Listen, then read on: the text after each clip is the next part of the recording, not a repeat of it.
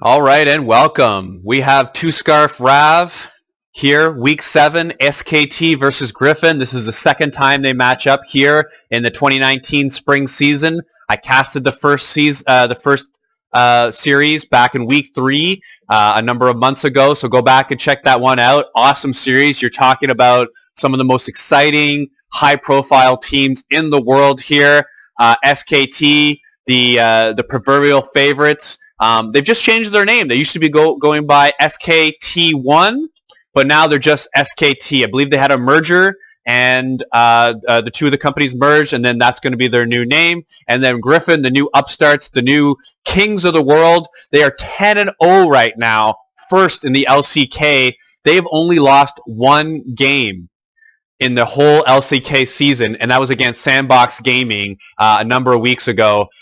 They've just been so dominant. SKT 9-3, currently in third place right now, and they've been running very, very hot. They had a couple of series losses initially, but now they've been just running through the league. They haven't been 2-0ing everyone like Griffin has, but SKT still coming up with the wins. Third place, Sandbox Gaming, currently number 2. Griffin plays Sandbox tomorrow. So Griffin, currently number 1, is facing SKT, which is number 3, and then facing the number 2 tomorrow. So we're really going to see who's going to cement themselves at the top of the standings. Griffin has to be the favorite, but this is where SKT and Sandbox have a real chance to say, hey, we're here. We're going to challenge for this LCK Spring title. And here we go. Braum, first pick. SKT, Mata, here we go. Let's see. The man who's famous for engagers. There you are, the brains. Look at those glasses. You know he's smart.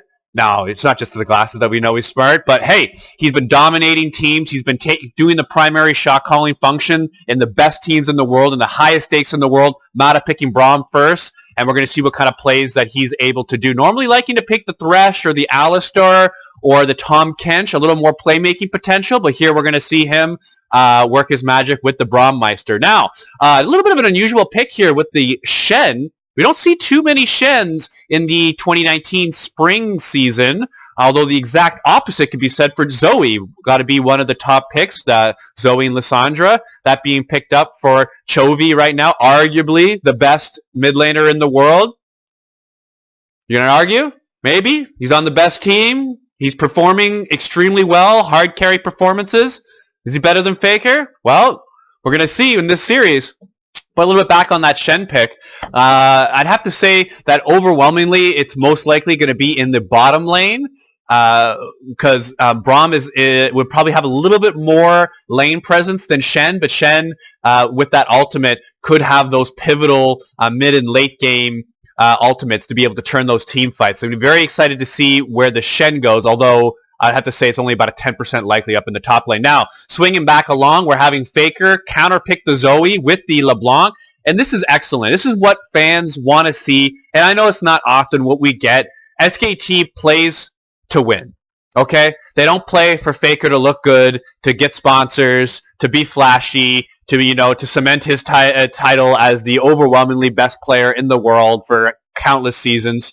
They play however their most likely chance to win, and often it's not Faker on a hard carry, but very excitingly for this match, we're going to see him try to bust up the Zoe, who's going to have the range advantage in this matchup, but LeBlanc's going to have a lot of kill pressure, and we're going to see if Faker is going to be able to get on Chovy here. And the Lee Sin going over for Clid, great pick for him, and the reason is that he's just been taking over games early in SKT. When Clid gets on a roll, when he's able to get successful 2, 3, 4 ganks early on, SKT is just able to round that up and roll with it and be able to win the game through after. But when Clid kind of fails in his first few ganks and is not much of a factor, he's not helping them win the game. He's not really being that effective in the mid and late game, as opposed to him picking an early game jungler and being able to really take an effect of the game. So the Lee Sin is going to be great for that. And then picking that up is the Nocturne. So going to be going for a little bit of a 1-3-1 comp here so far with the Nocturne. Going to be seeing him in the jungle because we have Zoe picked.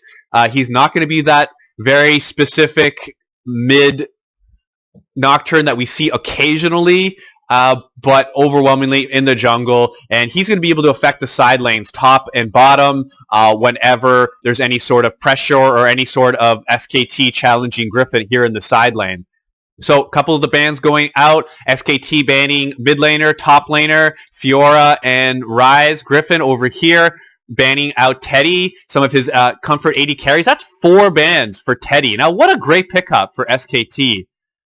Getting the best part of Jin Air, basically the only thing keeping them in the league last year, and then now drawing out 4 bans. And this is a team with Khan, Faker, and Mata, and Griffin's banning 4 80 carries against Teddy. Like, what is this team? Like, really? Like, you could be banning out any one of these 4 players, and it would be a good idea. And they're choosing to pick on Teddy, and he's having to go a little bit down in the tier list. So with Kalista, Lucian, Varus, Ashe banned, he's going ahead and picking the Tristana. Not necessarily being picked a lot these days, but with the crit item upgrades, is starting to see a little bit more play. And really, it's a pretty safe 80 carry with that jump, with the ultimate to be able to knock people away. You're able to pick him. He scales really good. He knocks down objectives really, really well, including towers.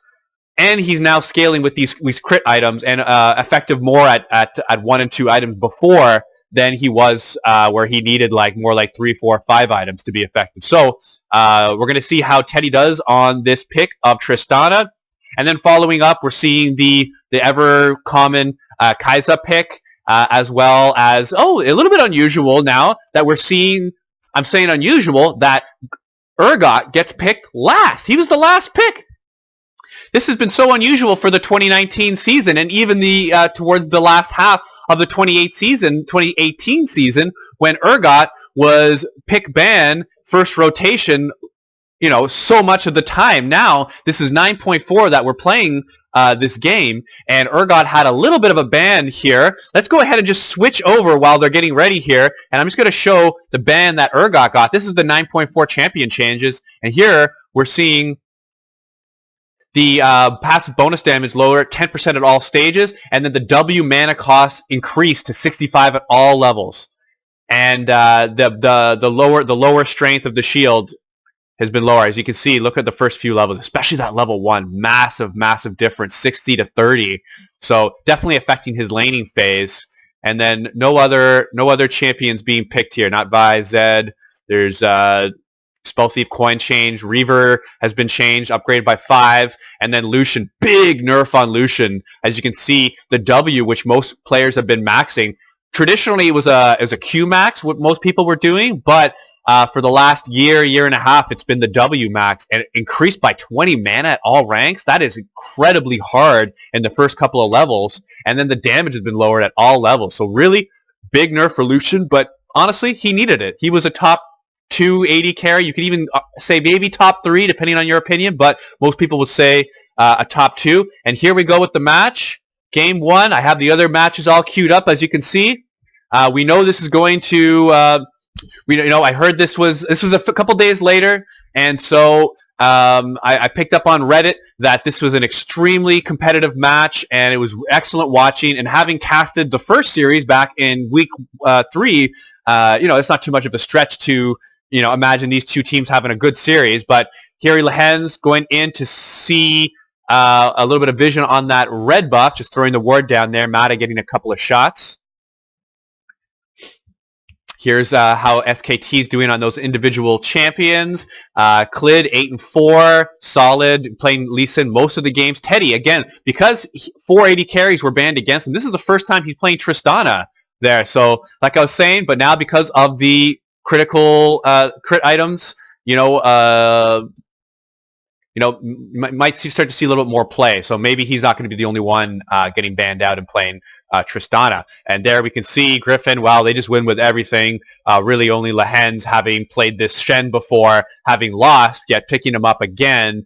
And he knew he was picking into Braum, so had full knowledge of who he was playing into, at least in the support role, and went ahead and picked that and saved the counter pick later on for the Urgot in the top lane.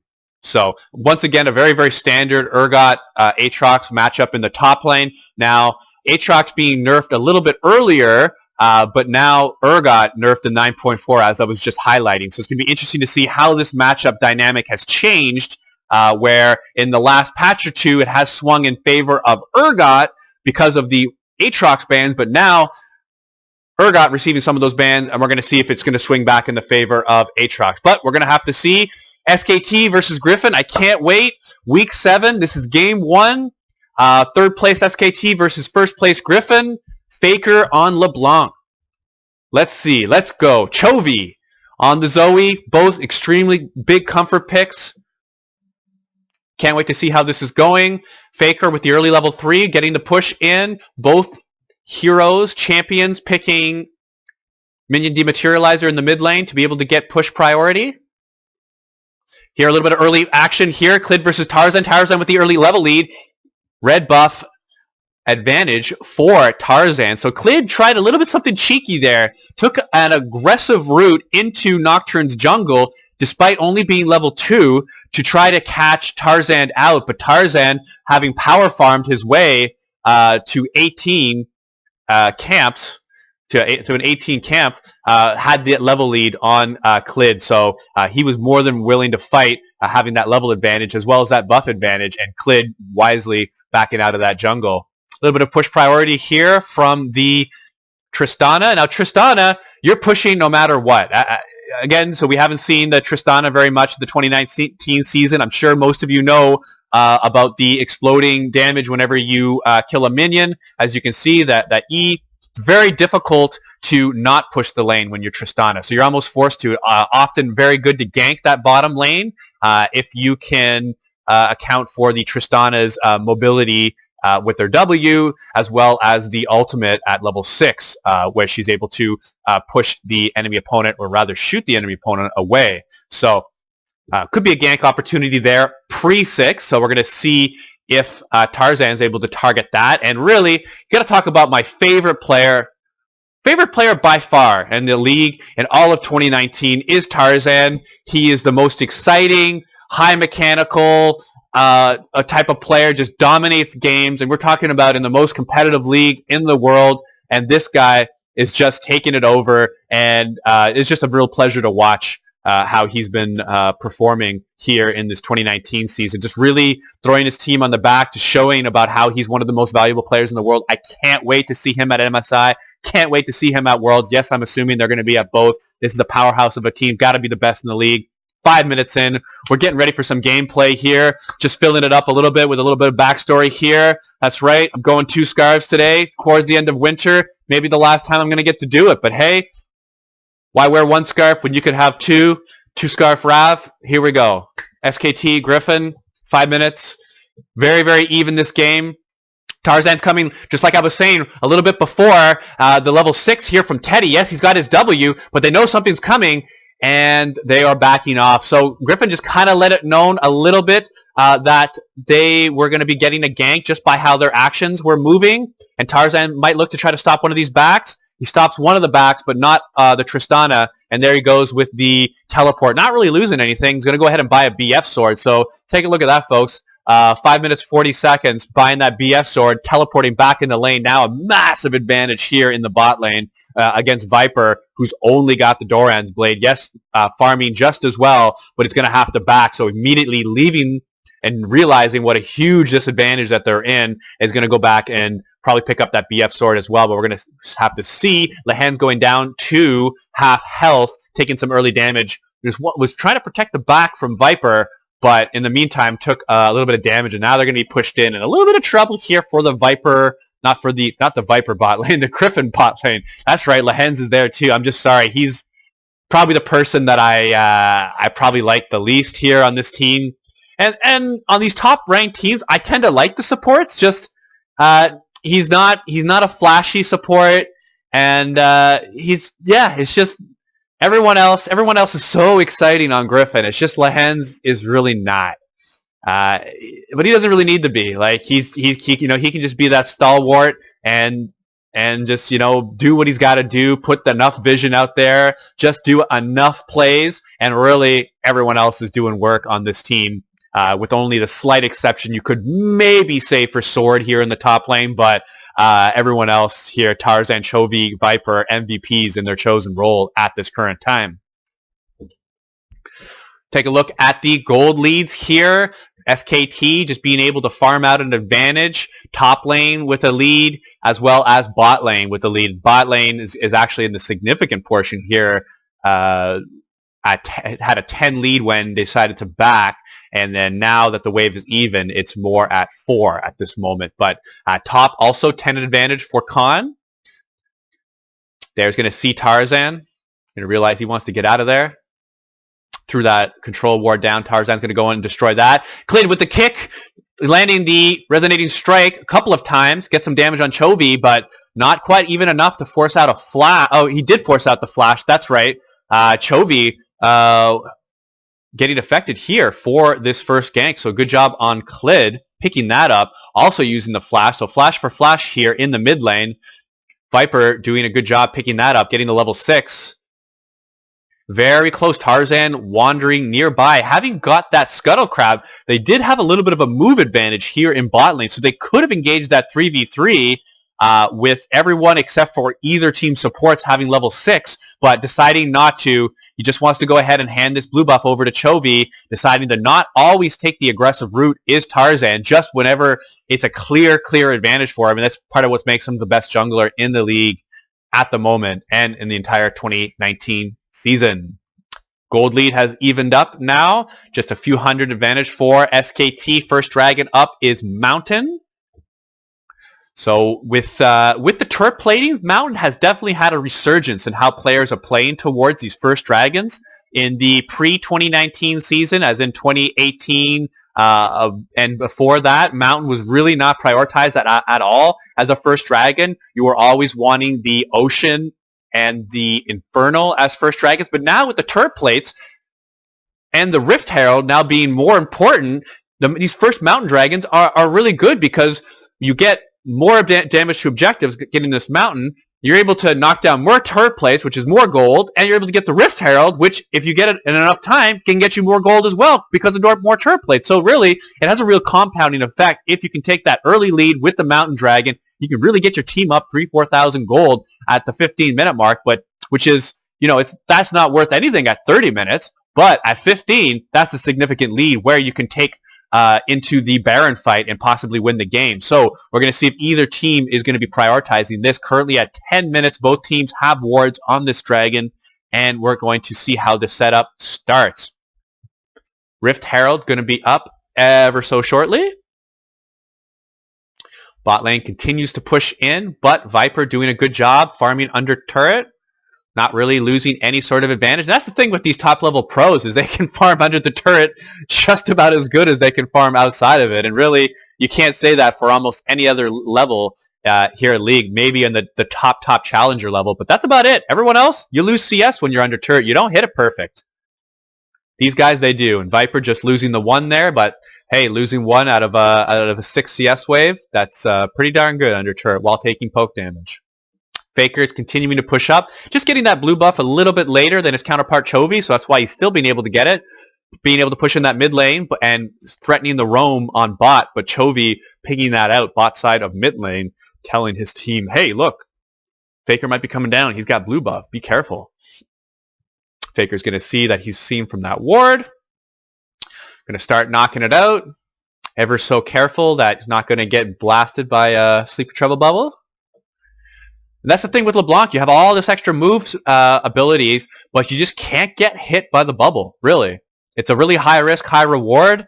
The high risk is you're able to dodge the bubble, but if you get hit, you're bursted. There's really nothing about it. Until you get that Banshee's Veil, you really you have a very, very careful sort of spot where you need to be very aware of what Zoe's doing at all time, and Faker's doing an excellent job at that. Picking up the Luden's Echo here is the first item. Chovy has not picked up the first item yet, but going Lost Chapter and a no Magic Mental, just for a little bit of early magic resist, just in case. And here's Kled going at 11:45 here in the Mountain Dragon. They have the Scuttle vision as well as the control ward in front of the dragon. So there's really not much risk in taking this. They don't have vision of Nocturne, but even if Nocturne were to come check this river, he would see that the scuttle was taken and that there's no point going down, because there's no point in there'd be nothing to get without the vision of SKT, and you can't gank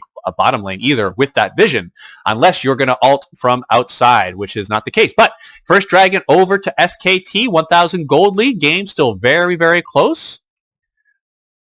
And I can't wait for this highly anticipated series.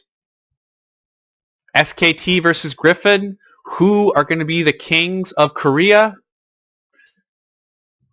More to find out. Mata been pretty quiet here, just helping to push in this bottom wave with Teddy. Both lanes pretty content to farm here on the bot.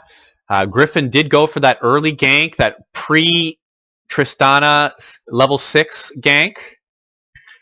And here, a big fight here, and I say big because Tarzan is taken below 50% over this Rift Herald. Both teams want it, but it seems like it's still a toss-up. The bot lane for SKT moving towards the mid, and that allows Faker to roam up towards the Rift Herald. And then meanwhile, they're giving up turret plates here in the bottom. So this was a on-purpose trade from SKT.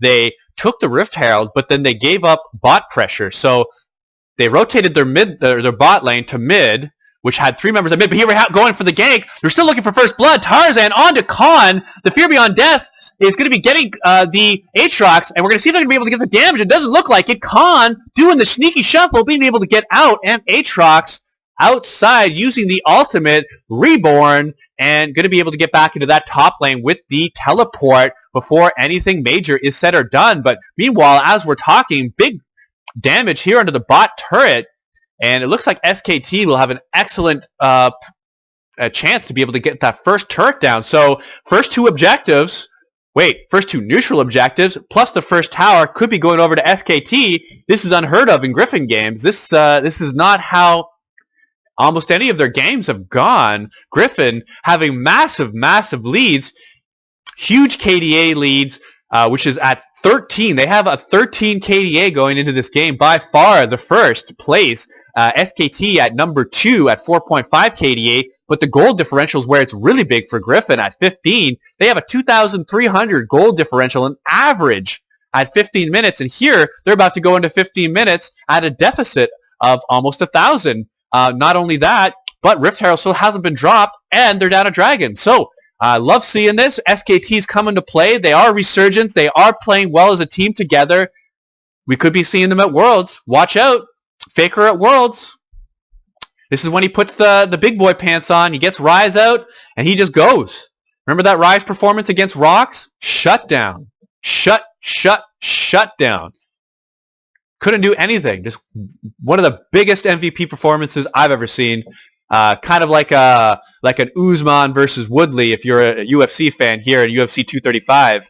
That type of Usman performance is kind of what that World Championship Ryze performance was from Faker. But let's see how this is running. 500 gold lead still for SKT.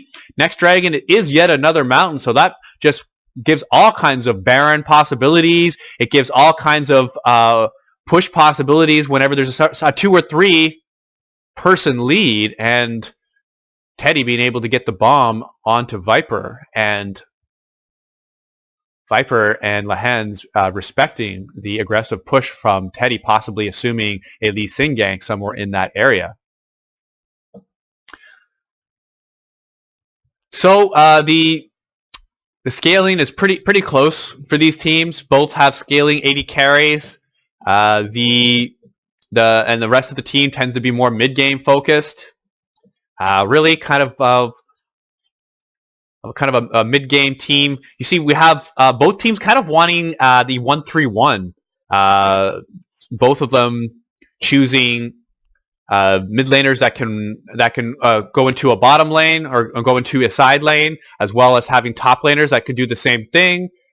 The AD carries and supports can then shift over to the mid as well as the junglers, and you're able to have the Nocturne kind of affect more of the side lanes, more so than the Lee Sin. So it kind of looks like Griffin has more of a dedicated 1-3-1 team, whereas SKT kind of has a kind of a lesser so, but with a little bit more team fighting capabilities. Dragon being started by Griffin, but there seems to be a slight contest. 4 members showing from Griffin here at the Dragon. Top lane are backing both of them. They both have teleport up. We're going to see if these teams are going to go teleport, but here we go. Griffin's coming in first with SKT following. So Sword's going to be coming up first into the Dragon, and Khan is going to be following up here on the backside. Mountain Dragon coming over for Tarzan, but are they going to be able to win the fight? Both of them very, very close of going down. Both, everyone showing less than half. Doesn't look like there's going to be any more kills going this way. Griffin not being able to pick up anything else except for that Dragon, but excellent job on their front, starting out that Dragon, picking it up, and then being able to go to a standstill here in this team fight. SKT still with first blood. Mata picking that up onto Chovy. So 1 kill over for SKT, first blood, in exchange for that Griffin Dragon, and you could say that's a wash. But you gotta look at these games compared to. I watch a lot of LCS, so NALCS. Yes, I live in North America. I'm interested in the players, but here let's put that on hold. We're going to see how Sword pulls the trigger initially, gets and is in a slightly better position, goes right by that Dragon, and Griffin just being able to converge all 5 members towards that Dragon pit and get the most amount of damage as possible, with Mata picking up that first kill right there in the middle of that team fight.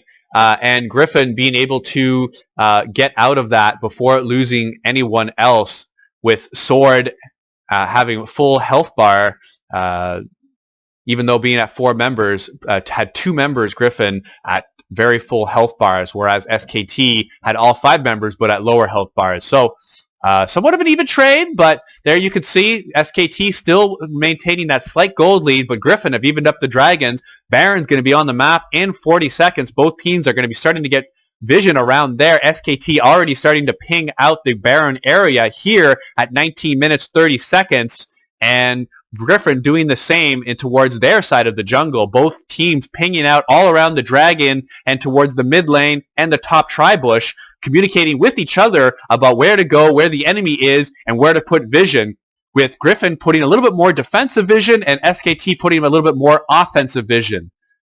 We're going to see how this plays out, but neither team looks like in a position to fight for this at the moment. Pressure being put onto top lane.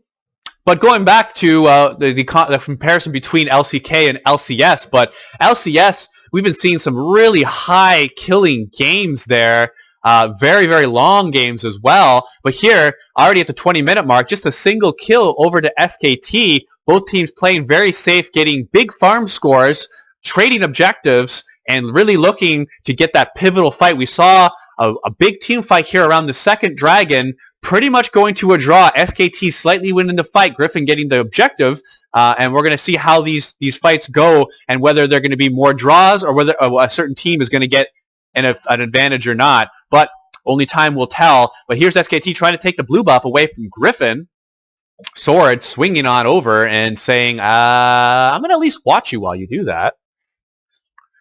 Khan, not necessarily the intended target for that blue buff, but we'll take it. Keeping it away from the mid laner in Chovy, who's playing Zoe. There are the gold, having Clid with a slight gold lead over Tarzan. Khan as well, having a little gold lead over his compatriot in Sword. Everything else pretty even on the map. Lahen's got a massive gold lead, a massive farm lead on bottom, but Matip having that first blood, gonna even it out. There's Teddy smashing that mid tower a little bit, starting to get that range. Currently Tristana at level 12. Tristana gradually picks up range as she gets up in levels and is one of the few AD carries, as well as Caitlyn, that can stand behind the Baron pit and just hit it. So you're able to do 2-person Barons with Tristana and Caitlyn, as well as a tank jungler if you position the tank jungler inside the pit, and then the AD carry behind it is kind of a way to pick up these sneaky barons.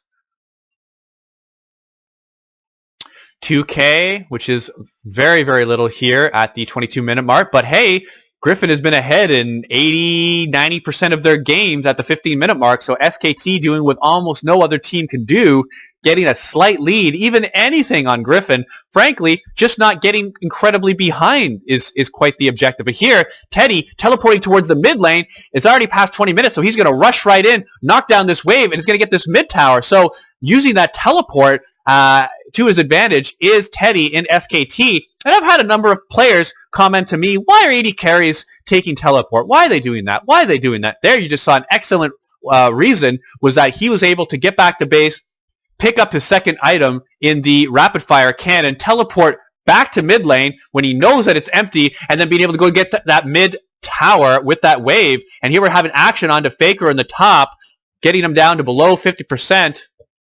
Is Chovy and Lehens, but meanwhile, as Griffin shows aggression in the top lane, SKT is going to counter with that Wind Dragon here in the bottom. But all calculated from Griffin. They were not in an area to attempt to fight that. They didn't want to fight for that.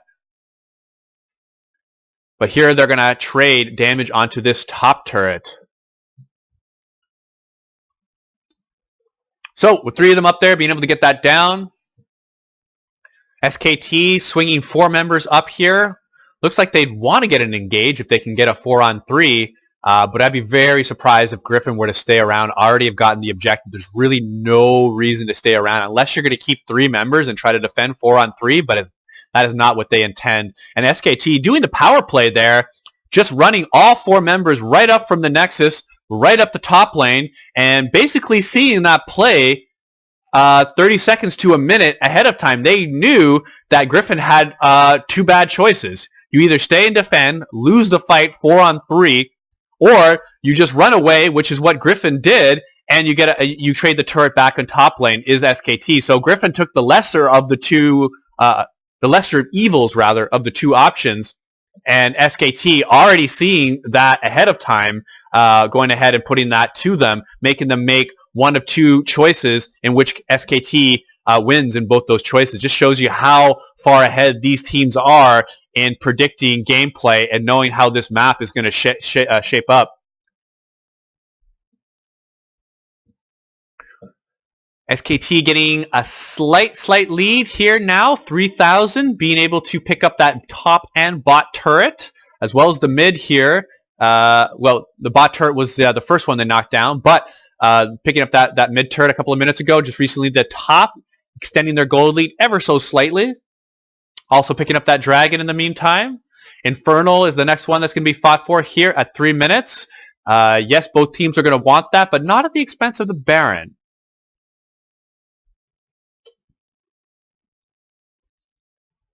SKT, a couple of control wards here in the river.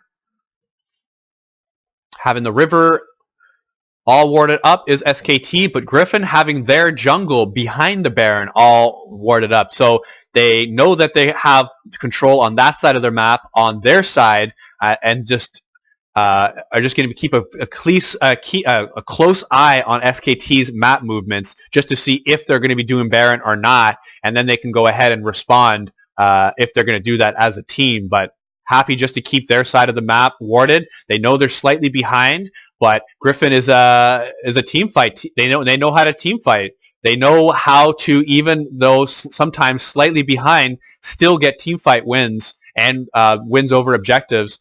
And we're going to see if they're going to be able to do that.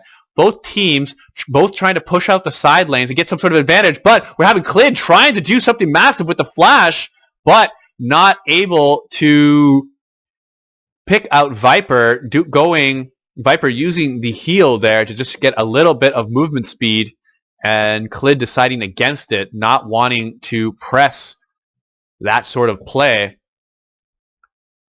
A nice careful play by both junglers, Clid and Tarzan, both known for their aggression, both showing a careful hand here in this game. Faker as well on the LeBlanc, wanting to get a couple of items. Now has 2 items with the upgraded boots. So just been pushing the mid lane up, keeping Chovy accounted for, keeping Chovy in the mid lane where he's not able to roam and get massive assassinations off. More than happy to keep that status quo in the mid lane. Both mid laners choosing Clarity, knowing that CC is both of their Achilles heel.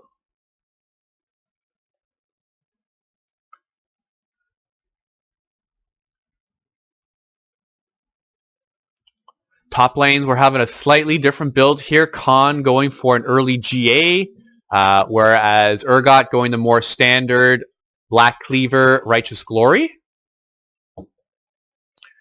Both of them still have the stopwatch available.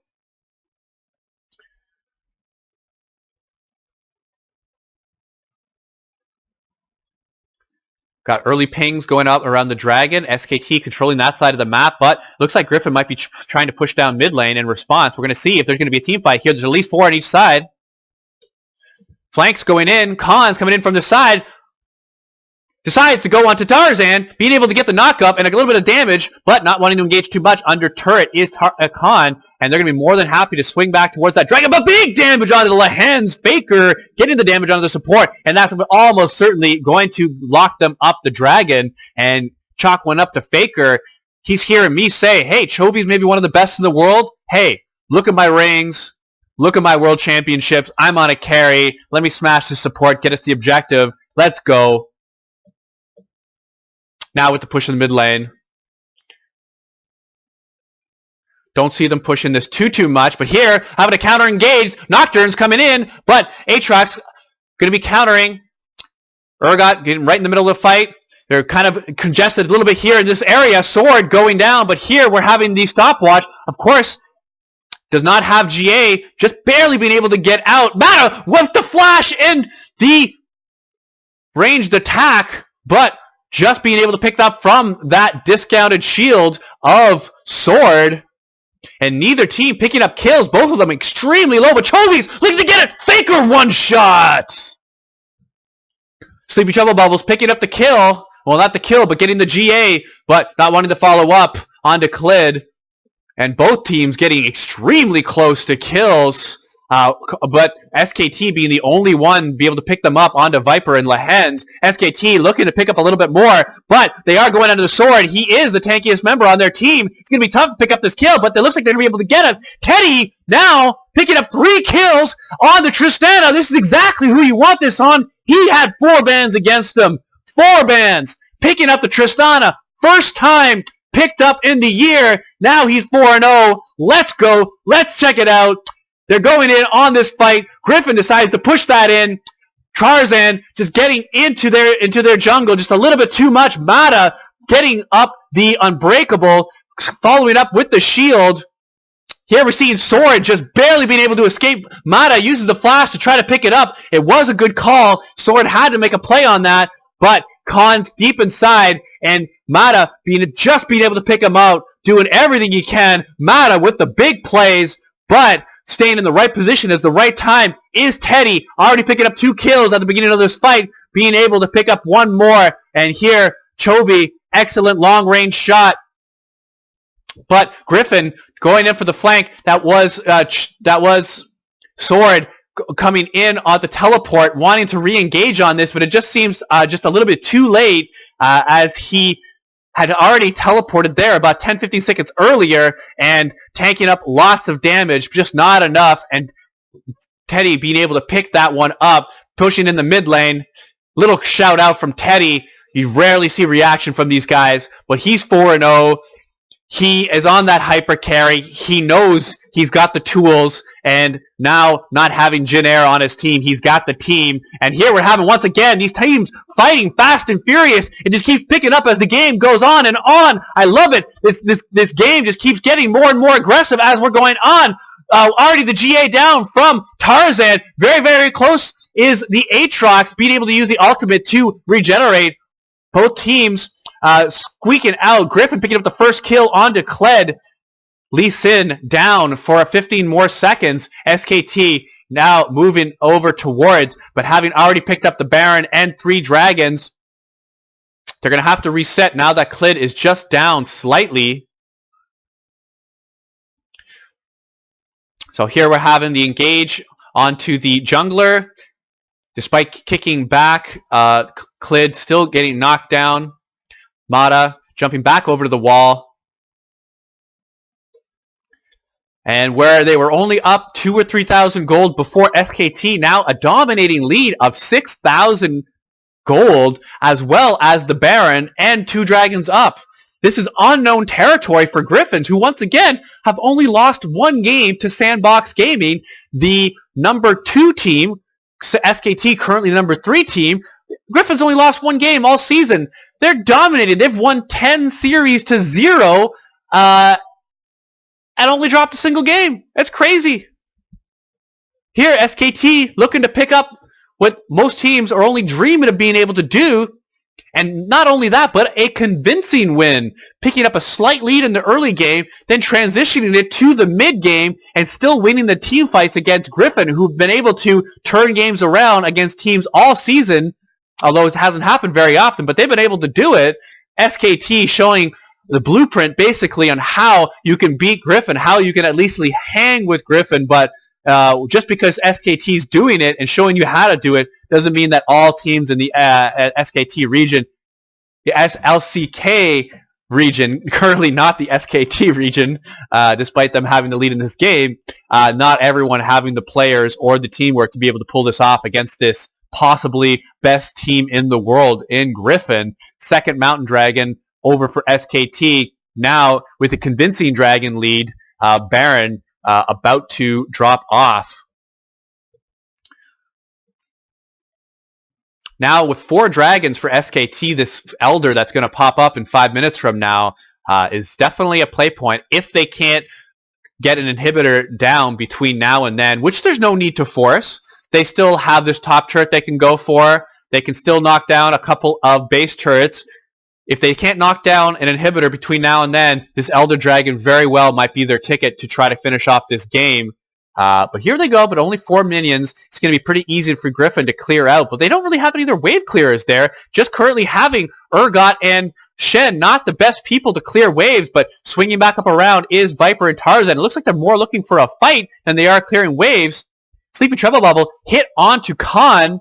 A little bit frozen in the background. SKT swinging back, protecting him, and they just want a careful push. Knocking down 2 top turrets already on this push. Naked inhibitor in the top. Being able to hit Teddy with a little bit of damage is Chovy, but not enough to be able to dive in. Teddy jumping right out after taking that damage. Just barely being able to get away is Faker. That was so close to being hit. Mata getting hit, though, from Chovy, and Chovy is getting all kinds of long-range artillery damage here onto this SKT squad. He doesn't care who he hits. He just wants to hit you.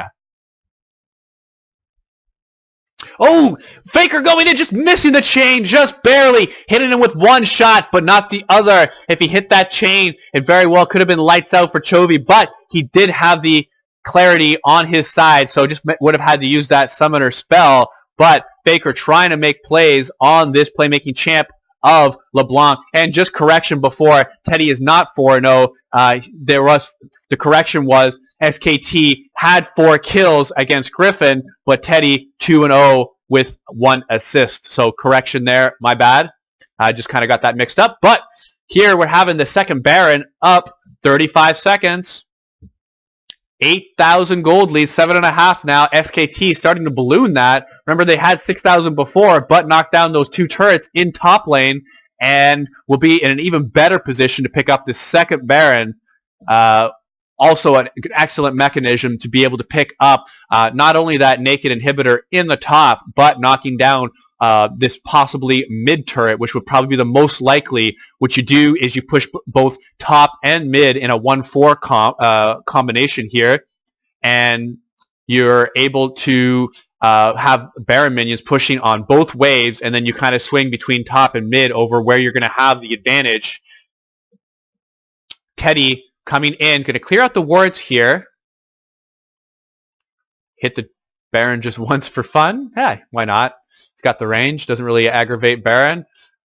Resonating strike hit from Kled. Not really wanting to go on hands on the Shen. Sword getting all kinds of damage up against him, down to a quarter health. And we're seeing the engage from Tarzan being knocked down incredibly fast. Yes, he's got the GA, but I don't know if he can get out of here. Flashing right out is Tarzan, but the Sword being able to just come back just in time to get the ultimate. Fear Beyond Death is getting a little bit of fear onto people. Lahan's taking some damage, but we're having Viper pick up the kill onto Khan, trading it back. Now we're having Teddy picking up 2 kills onto the team, jumping forward, and this is going to be more than enough to be able to push these turrets down. We're going to have the mid turret come down, inhibitor mid, as well as top going to be able to push. There's nothing that Griffin could do. It's going to be 2 inhibitors up ahead from SKT. They can choose to decide to keep pushing, but I think they're going to go back for the Baron, as that is the highest percentage play and their easiest chance to win the game. They can just swing on back and pick that up. Yes, Tarzan is up, but he'd have to go in and risk getting bursted for only a possible 50-50. I don't see him doing that. So 4-on-3. SKT currently has the 4. Griffin the 3. Look at the 2 Mountain Dragons and the Infernal being able to pick that up incredibly fast. Now Teddy 4-0-1, 1,000 gold bounty here on him. And here we're going to have a showing that Faker being able to land the chains, follow it up by the Aatrox CC. So getting Sword really far down. Yes, Sword is just being able to get out. And yes, he is able to use an excellent ultimate shot there onto Khan, knocking him right back into his team. But you're not even really sure if that's what you want, because you knock the Aatrox back right into the middle of your team. But then Teddy not being able to be hit and is able to pick up 2 kills on that play. And Baron going over to SKT, now swinging it back over to the Elder Dragon. And this could be the game that if both teams... they're going to be having a fight. Yes, they're going right onto the Khan, being able to get him, but ultimate is up. Kill first on to Tarzan. Klid picking that up.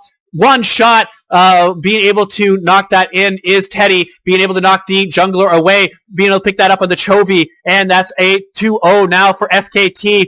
They're going to have to decide, are they going to push, or are they going to chase Lahans? It's easy, they can do both. Chase Lahans, pick it up, and that's going to be game. There's nothing that's going to be able to be done here. SKT is going to be able to walk this in. Khan is going back, but he has teleport pushing up, and with both the Elder and the Griffin got the Elder, so it's a 4-on-2 though. So it's a second level Baron versus Elder, first level Elder from Griffin, and it's with the 3 inhibitors down. There's nothing really Griffin can do here. Viper's trying to do all the damage he can, but with 5 members being up with Baron minions, second level Baron too. Not much you can do. And wow, what a dominating performance from SKT. And we're going to have to see how Griffin respond to this, because they haven't been dominated like this. This is something that they don't want to be seeing going into this weekend. Again, this is extremely important week 7, because they face SKT today, and they fight at Sandbox Gaming, excuse me there, tongue-tied there, tomorrow. So facing the number 3 and the number 2. So dropping the first game against the number 3 seed, definitely not how Sandbox wants to start this. And as you can see, fans are flabbergasted. They don't know what's going on here. They know they're in for something special. People are texting. They're saying, hey, like, you got to check this match out. It is going bonkers. SKT giving Griffin a run for their money. Mom, Dad, you all need to turn on your LoL esports and come watch this. I'm just joking on that. But here we're having to see one of the many team fights that we're seeing towards the mid and late game.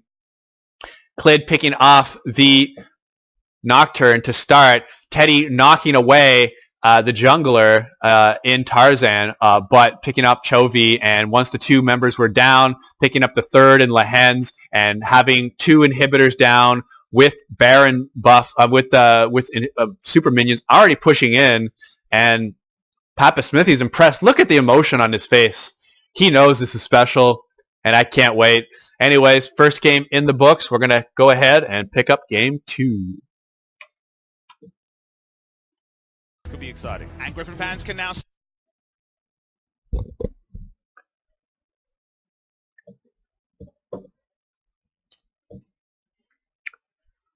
All right. Game 2 in here. Griffin going ahead and banning out SKT Matas, one of his namesake champions here in Thresh. Going to see if Griffin has a similar ban structure in banning out Teddy, but I don't think they will. They lost their game 1, so they're already changing up their bans. As you can see, going ahead and banning the Lee Sin from Kled, just wanting to kind of lower his early game effect. They know it's a comfort pick. He had already picked it 13 times so far in the season, and that would have been, as you see, 9 wins, 4 losses. So we're going to go ahead and ban that out. SKT, going to ban out some mid-champs with the Vlad and Galio. And Griffin going very reactionary on this first level of bans. Wanting to take Faker off the LeBlanc. They're just realizing, like, hey, we don't lose. We just lost to SKT in this game. Well, we better ban what we just lost against because we could pretty much win against anything else. And 2 out of the 3 bans being from that game 1. And we're going to have to see how both teams decide to go with this early pick. Griffin, we could see them pick a support here. It has been League of Flex picks, but, oh, this would be really unique. I don't see this happening. Okay. This would be a little bit more normal. All right, phew. Okay. I didn't see the first pick, Tristana, there. It could have been very interesting. Viper saying, "Okay, Teddy, you wanna pick Tristana? Let me show you how to place Tristana." But going with something that they've most likely been playing in scrims here, the Kalista, starting to see more play here in the 2019 season after being almost exclusively not picked in the 2018 season. Kalista starting to get a little bit of love here in the 2019 season. Personally, I like seeing it. I like seeing those big ultimate plays that that Kalista can do with her supports in combination with tank supports like Tom Kench and Alistar, and you're just able to, like with Tom Kench, you eat someone and then Kalista ults them both away, like really kind of fun plays. And then all kinds of fun plays here with the Alistar. You knock him in. He knocks 2 or 3 people up, the Alistar, and then knocks knocks a carry back in their team. Just all kinds of damage. You're rarely going to lose a team fight if you start it off like that. SKT switching up the mid lane a little bit, having LeBlanc banned and picking one of the standard picks in Lissandra. Now, Lissandra has gotten a nerf to her wave clear. I believe it was her Q, just having a little bit less damage, just making her just not a like a first round must picker band. She's now a more like occasional pick, and as you can see, last game she wasn't picked or banned at all. But now in the game, the second game, not getting banned and being picked up from Faker. We're seeing the Aurelia now getting a little bit of love, having been recently buffed, I believe 9.3. Aurelia getting a slight buff, and she could be played both in top and mid lane. So we're going to see whether it's going to be Sword or Chovy played. If I were to be a betting man, I would say it's going to be a Chovy pick against Lissandra, but we will have to see. She easily being able to play on both sides. But I would see most likely Chovy picking the more carry-oriented player, with Sword taking more of the off-tank bruiser tank role. But we'll see. They do already have a tank in Alistar, and we're going to see if they decide to go with another sort of tanky champion in jungle top, or whether they continue to go with the carries because they already have some tank. Now, Rek'Sai has gotten some recent buffs and has been seen in a number of different leagues all over, and but really hasn't been picked a whole lot in LCK, and just showing that pick, not actually picking it, and Teddy, not with Teddy picking J4, but of course it is for Klid, and he was playing the J4 last week, and had an excellent game on it, having a lot of early game potential, a lot of early game focus, getting some excellent ganks off, and really changing the game up was Kled on J4 in week 6, and we're going to see if he's going to be able to do it here on week 7. both teams not really worried about the Urgot nerfs here. Now it's Sword picking up the champ. So just like I was thinking before, Sword picking up the little bit more safer pick in the Urgot, leaving Chovy for the higher risk reward pick, and Tarzan picking out the Elise. He's an excellent Elise player. Elise, because of how early game is so influential in these games here in the 2019 season, starting to see more play, and frankly quite a fun champ to play and to watch.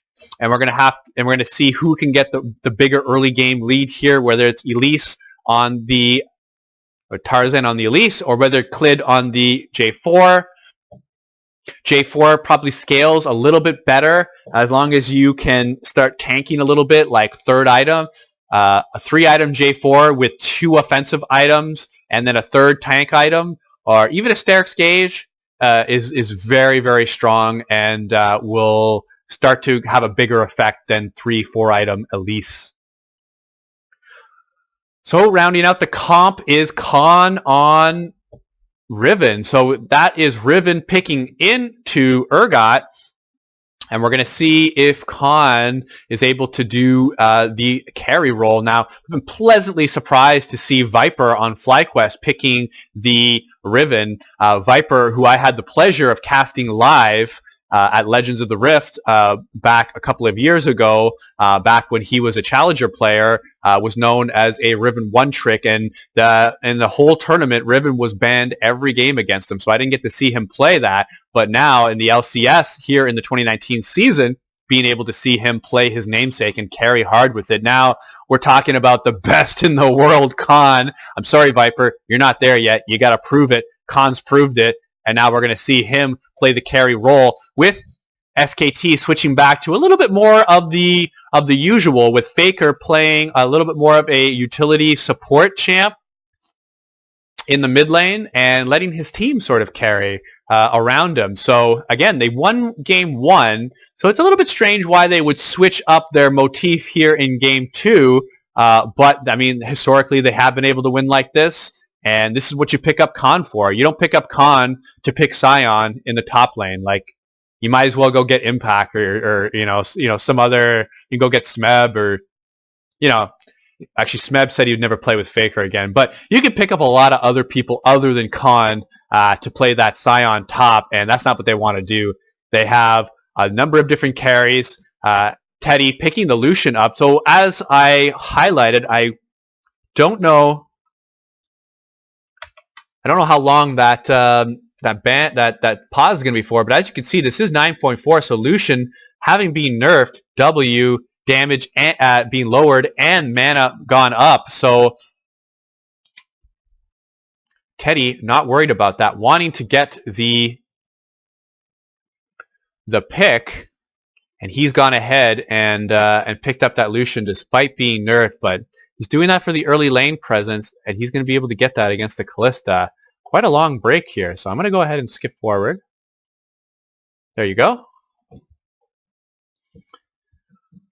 All right, 50 seconds in. Both teams walking out. A little bit of a late walkout from Clid. Don't know what's going on there, probably because of the break. Both teams doing spread formations.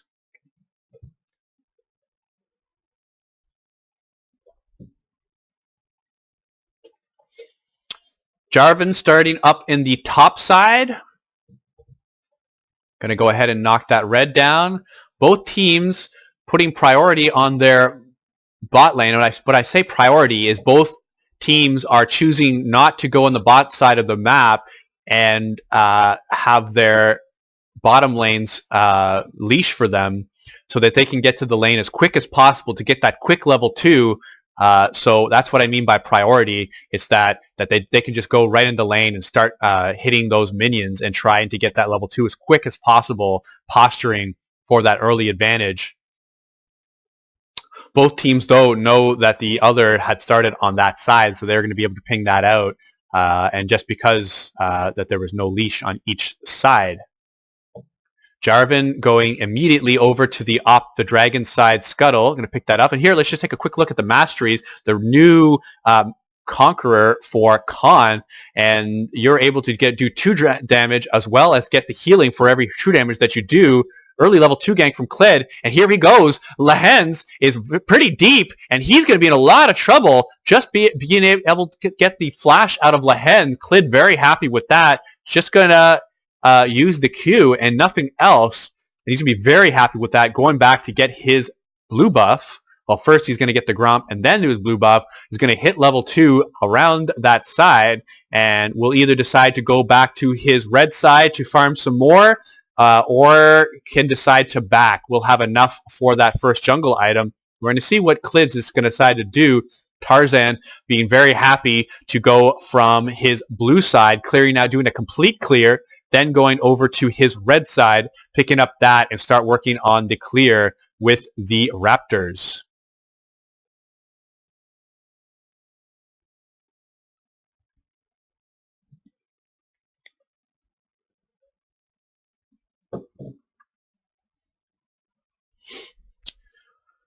Oh, well, we got the early game going on. 3 minutes in. If you're looking at scaling, this game I'd have to give it to Griffin. Whereas last game it was pretty even.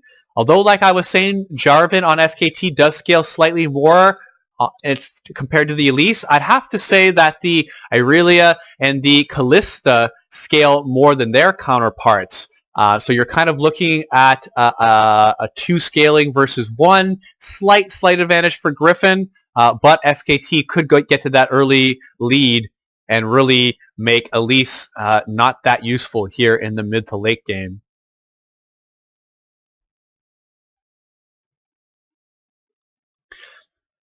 Griffin slightly heavy on the AD side with only Tarzan putting any sort of AP damage. So SKT could prioritize a little bit of early armor, but here, the first tower dive, they're going to get the cocoon onto Mata, who's going to flash back behind the tower, but still ignited, and the ignite from Lehens is going to pick that up, but Tarzan being able to repel away from that turret damage, but being able to pick up the 2 kills.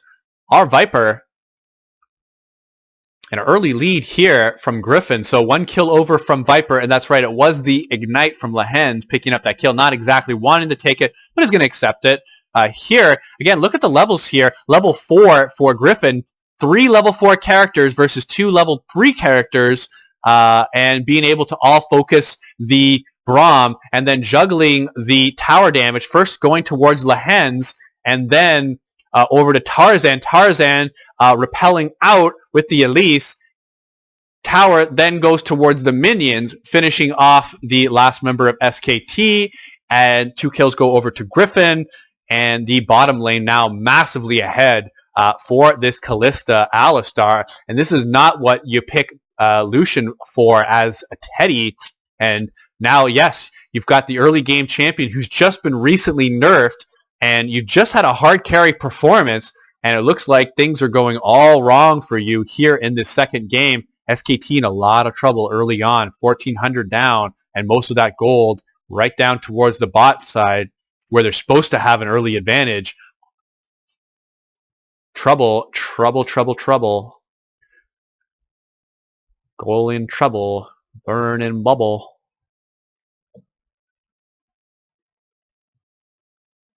Chovy getting the early level 6 onto Faker. Faker knows this, hanging back towards the back of the minion wave. Can get away and go towards the tower very easily. Chovy most likely not going to go hard onto Faker unless a Tarzan comes in. But here we're having both of them at level 6. Faker's going to get out, not wanting to go damage for damage against the Irelia, who's got the early farm lead. Chovy being able to get the early priority onto Faker is going to get this big wave pushing up towards him. Chovy's going to move up around towards the top side and might start to contest this Jarvan, but deciding against it, going to go back towards the mid lane. First dragon, once again, a mountain dragon. Early mountains having a prevalence here in this game. Tarzan very different this game. Not knowing exactly where the Jarvan was. Like, he did know that he was on the top side, but that was like 20, 25 seconds ago.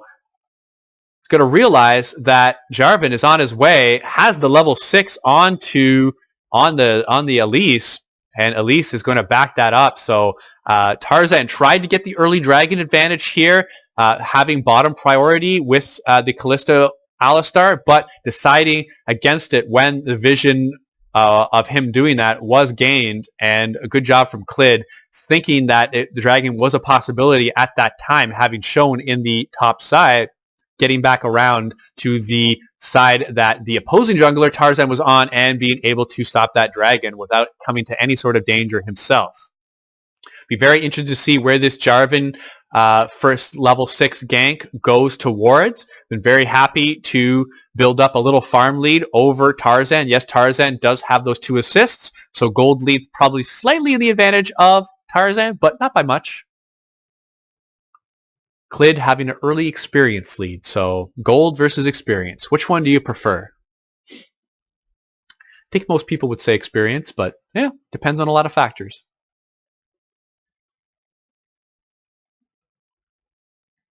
Tarzan having scanned this bottom bush. This is a gank that Elise excels at. Both members of Griffin, level 6 on the bottom. Mata still not there. Just hit there, just right now. That's very big. Tarzan, unless you're going to 3-man this bottom wave, you probably want to get moving. And there he starts to move, but it's going to move back towards the dragon, then deciding to back. Just here now, in case a Jarvan gank appears out of nowhere. But just going to go ahead and buy. Going to go the AP build, a couple of control wards. Not much going on in the top side. Khan trying to be aggressive onto the Urgot, but Urgot being back towards his side of the lane. And is just more than happy to keep farming. Having a hard time getting damage onto Khan. And it looks like both of them are going to be happy to go even here so far in this top lane. Both of them, well, more so Khan is going to be looking to get the split push advantage, looking to get some sort of lead in 1v1 lead in fighting, whereas Urgot is going to have more of a team fight presence than the Riven. So one is looking to split push more, other one looking to team fight more, and we're going to see who's going to get the advantage. Both teams drafting a little bit more of team fighting comps than last time. Game 1, both of them had 1-3-1 comps. Now both of them have more the team fighting comps. Now, if you were to say who has more of a 1-3-1 comp here, I would have to give it to SKT with having both their top and mid laner having teleport. Both of them can split push. Even the Lysandra being very safe. You could use your W to get away. You can use your teleport to move away as well. So being very, very mobile despite being on the sides of the map. 2 members going here onto the mid lane. Khan being very careful not to be too aggressive. And the flash going in, being able to get the CC onto Khan. Khan getting out immediately, realizing the danger that was happening over there. Flashing away, flash for flash. Top lane for top lane.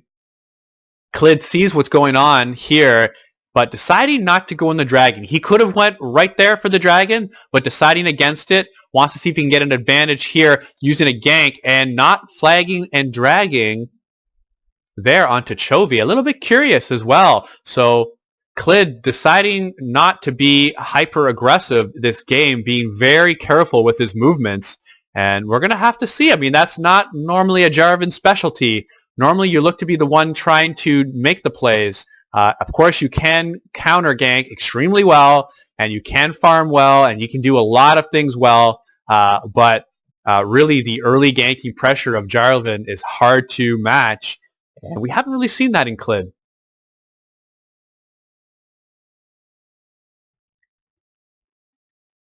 Couple of thousand up for Griffin. Neither team have any sort of objectives as of yet. Chovy Still with the experience advantage onto Faker. Big farm lead as well. Faker just getting constantly pushed in, just not being able to do too much with this Lissandra pick. Chovy more so playing to how he wants to play, pushing in the mid wave and starting to roam.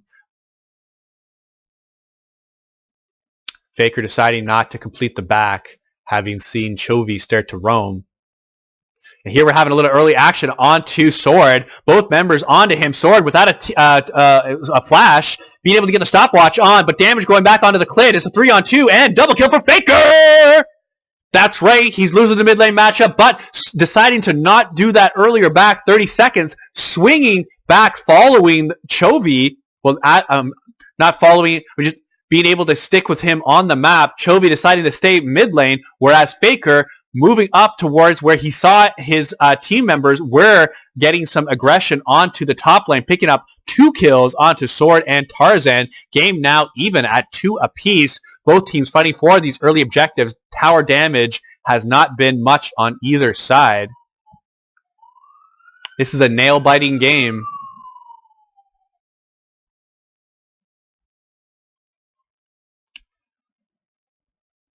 Once again, Faker considering backing, but deciding to stay, not wanting to lose minions. And here, it was Faker using the teleport to get out from there. So despite Tarzan coming in, trying to turn this fight 2-on-2, Faker surprising both of them and teleporting to the top. That was an excellent play from Faker. That was all him. And Tarzan, with incomplete information, being a little bit aggressive there, and it's really coming back to bite him. Whereas Clid has been more of the safer player, and whereas that is kind of played to his strengths a little bit so far into this game. So Tarzan, yes, got that amazing first gank, the first tower dive at level 4 versus level 3 here in the bottom lane, getting his bot lane way up ahead. Not being able to turn that into much, though. Not being able to turn that into a CS lead, hasn't been able to get a dragon, and then went aggressive to try to turn that top 2v2, but Faker TPing into that fight, turning it, picking up the double kill for himself, and currently no lead for Chovy. In fact, lead for Faker, finishing off that Luden's Echo, whereas Chovy has yet to finish the Trinity Force.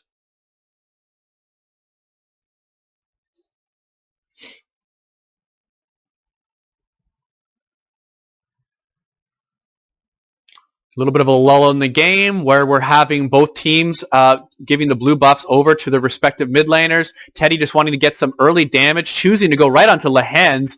Lehens not using the ultimate. So Alistar's half life right now, but still has the ultimate. And as you can see, with the Relic Shield buff of procs, being able to get right back up to 3/4. And then with his passive, will be able to get up to full life if he's not being able to be poked. So yes, Teddy was able to get early damage on to Lehens, but Lehens healing that right back up. And that's the advantage of stacking up those Relic Shield stacks when you already have your wards, when you're already completed that gold quest item. If you get damage down and you have 3 Relic Shield stacks, you're able to quickly get that life back up, as you can see right there, and now still has that ultimate, whereas Teddy still has his ultimate down for 50-60 seconds. And SKT, despite losing the early game here in the bot lane, being able to pick up this first Mountain Dragon once again, but swinging over to the other side of the map is Griffin, and this is how it's played. Top side, left, bottom side.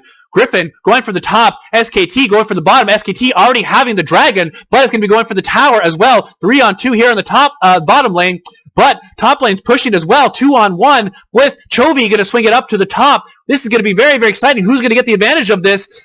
Rift Herald, still a lot of life left, and Chovy swinging it up. 3-on-1 here on Khan. Khan can't do anything. Faker's going to try to turn it, but he's not going to be able to. Big push here from Griffin, and the Rift Herald going to be able to get a charge onto that top turret as well. And you got to give that advantage over. Well, you have to say it's traded. 2 towers for Griffin in the top lane versus a Mountain Dragon and a tower on the bottom lane. And yes, even though Griffin's able to get that top scuttle, you'd have to say that's a pretty even trade, and that's what these top teams do. They know they're losing something, but they got to get something back. And here, Griffin, seeing that SKT is doing a push onto the bottom side, swings right back up immediately in about 30 seconds, being able to get 2 top turrets right over into their favor. Once again, big damage onto Lehen's. Teddy swinging the ultimate onto the Alistar and just absorbing all kinds of damage. And it's really what Alistar wants to be doing. Teddy, but also seems to be focused on the big target of Alistar. You're going to see if he's going to continue doing that now. We've seen the last 2 ults being used to get the support down. Last time being regenerated from Alistar. Now this time forcing the back. But this will not yield a turret as of yet. 2 members of SKT now in the mid lane versus 1, but going to get that mid lane push, and is going to swing back into the topside jungle. Look to keep farming and possibly get that red buff coming up shortly. There we're seeing what's being seen right now. Just being able to see that Rift Herald ever slightly. Didn't see a ping come out though.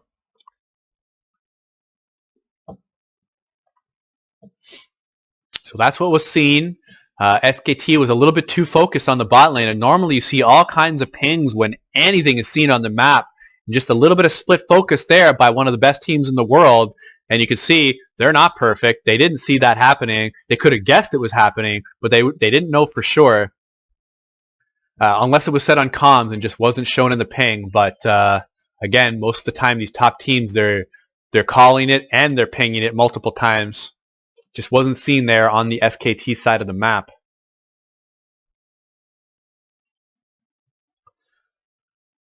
Extremely even.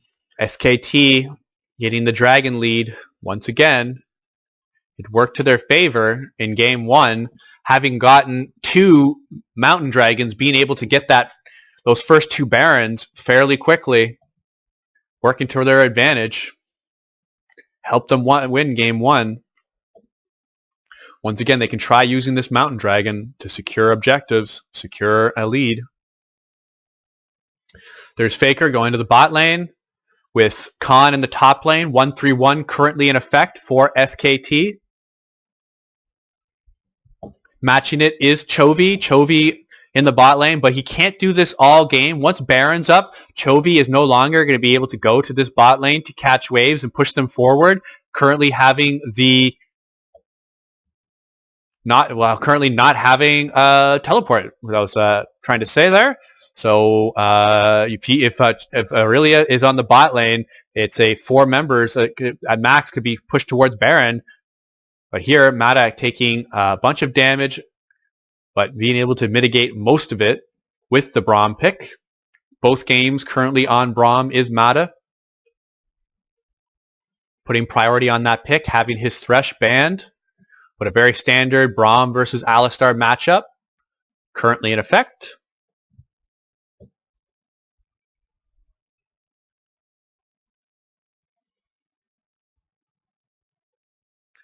One 1-3-1 still going on. Chovy, though, still in the bot lane, but with no teleport. Very dangerous on the Griffin front.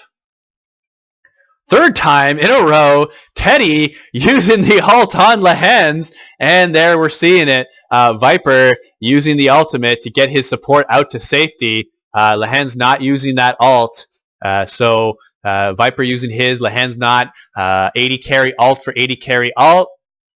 But with Lehen's having to back because of the low health bar, SKT is going to get the free dragon. So it's a very common SKT occurrence here in this series. You get the support low, and then you go right ahead of the dragon. So you get the support down to below 50%, so you know that there's going to be a disadvantage if there's going to be any sort of team fight, and then immediately go for that easy objective. Knowing that Griffin, once again, with a couple of bad choices, you either contest with the weak support or you go and give it up. And they've been choosing the option of giving it up, and it tends to be the better option. because you lose the lease. You lose an objective, but you don't lose a team fight. You can regroup and find another situation where you're not at a disadvantage. Big cocoon by Tarzan, knocking out Faker before anything can go on. But this is a teleport that Khan is going to regret. But Tarzan just a little bit out of position there. Is a little bit behind where it really should be. But SKT is looking to try to change this, but it does not look like they should. Having Faker down, Khan at half health. They do not want this team fight. And now Griffin with a sort of advantage. And what they're going to do with that is have Sword keep pushing onto the bot lane. Khan TP bot to top to try to turn that fight. And really, that could have been a disaster for SKT if Tarzan were to position very close to where the teleport was coming in. You can't cancel it anymore. Now in this 2019 season, they could have gotten a second kill, which would have meant Baron for Griffin. So a little bit of a missed opportunity there. Yes, they pick up that bot turret. Yes, they push that bot wave in. But they could have gotten another kill and an easy Baron with that. So with a slight, I don't want to say a mistake, but they could have pushed that advantage a little bit more. Is Griffin, and you don't see that very much so far, but big gank onto Faker. That's both times he's being able to get them with the cocoon. Tarzan capping the top side. Faker just walking right into this one, shakes the head. You saw Faker's face there, the slight shake. He knew that was a mistake. He knew he was a little bit lazy on that one, and not an unstereotypical double death from Faker within a 1 minute time frame. And it doesn't look like Griffin's going to be able to get too much, just vision around Baron, but a disappointing second death for Faker, having a 2-0 lead to start. Yes, he was down 30 CS to Chovy, but had those 2 kills to make up for it. Now, a little bit of trouble. 45 CS down is Faker, 2 deaths to his name. Having a little bit of trouble here. Faker, you wonder if he's getting tilted. He kind of has a concerned look on his face. Could be concentration, could be more. Klid clearing out the control ward, puts a zombie ward out there, and there, vision, he had the vision, knocked him right out. Now look, Tarzan, why did he go down? Why did he go down? No reason to go down. But stays up in that top lane, lands the cocoon once again. Just, this guy is money with his cocoons. Just hitting that skill shot. Khan fighting Sword here in the bot lane when all this was going on. Getting the damage advantage is Khan, already down to half health before Sword is able to get really anything on him. And a huge advantage now for Khan, using that ult towards the end of that fight. And Khan going to have the big split push advantage now onto Sword. And this is, well, at least in the top lane, swinging over towards Khan's advantage and SKT's advantage. But now in the mid lane, Chovy getting the best of Faker. So both teams having advantages in different areas of the map. Different characters on the map. Griffin, 2,000 gold lead, but 2 dragons down. If you have a preference between the two, you generally want the dragons. Next dragon up in 40 seconds. But it's a second thought as compared to this Baron. Griffin a little bit split here. Griffin has the teleport, but SKT does not. Klid already taken down to 10% health. Goes ahead and uses the stopwatch. Jarvan at 10% health.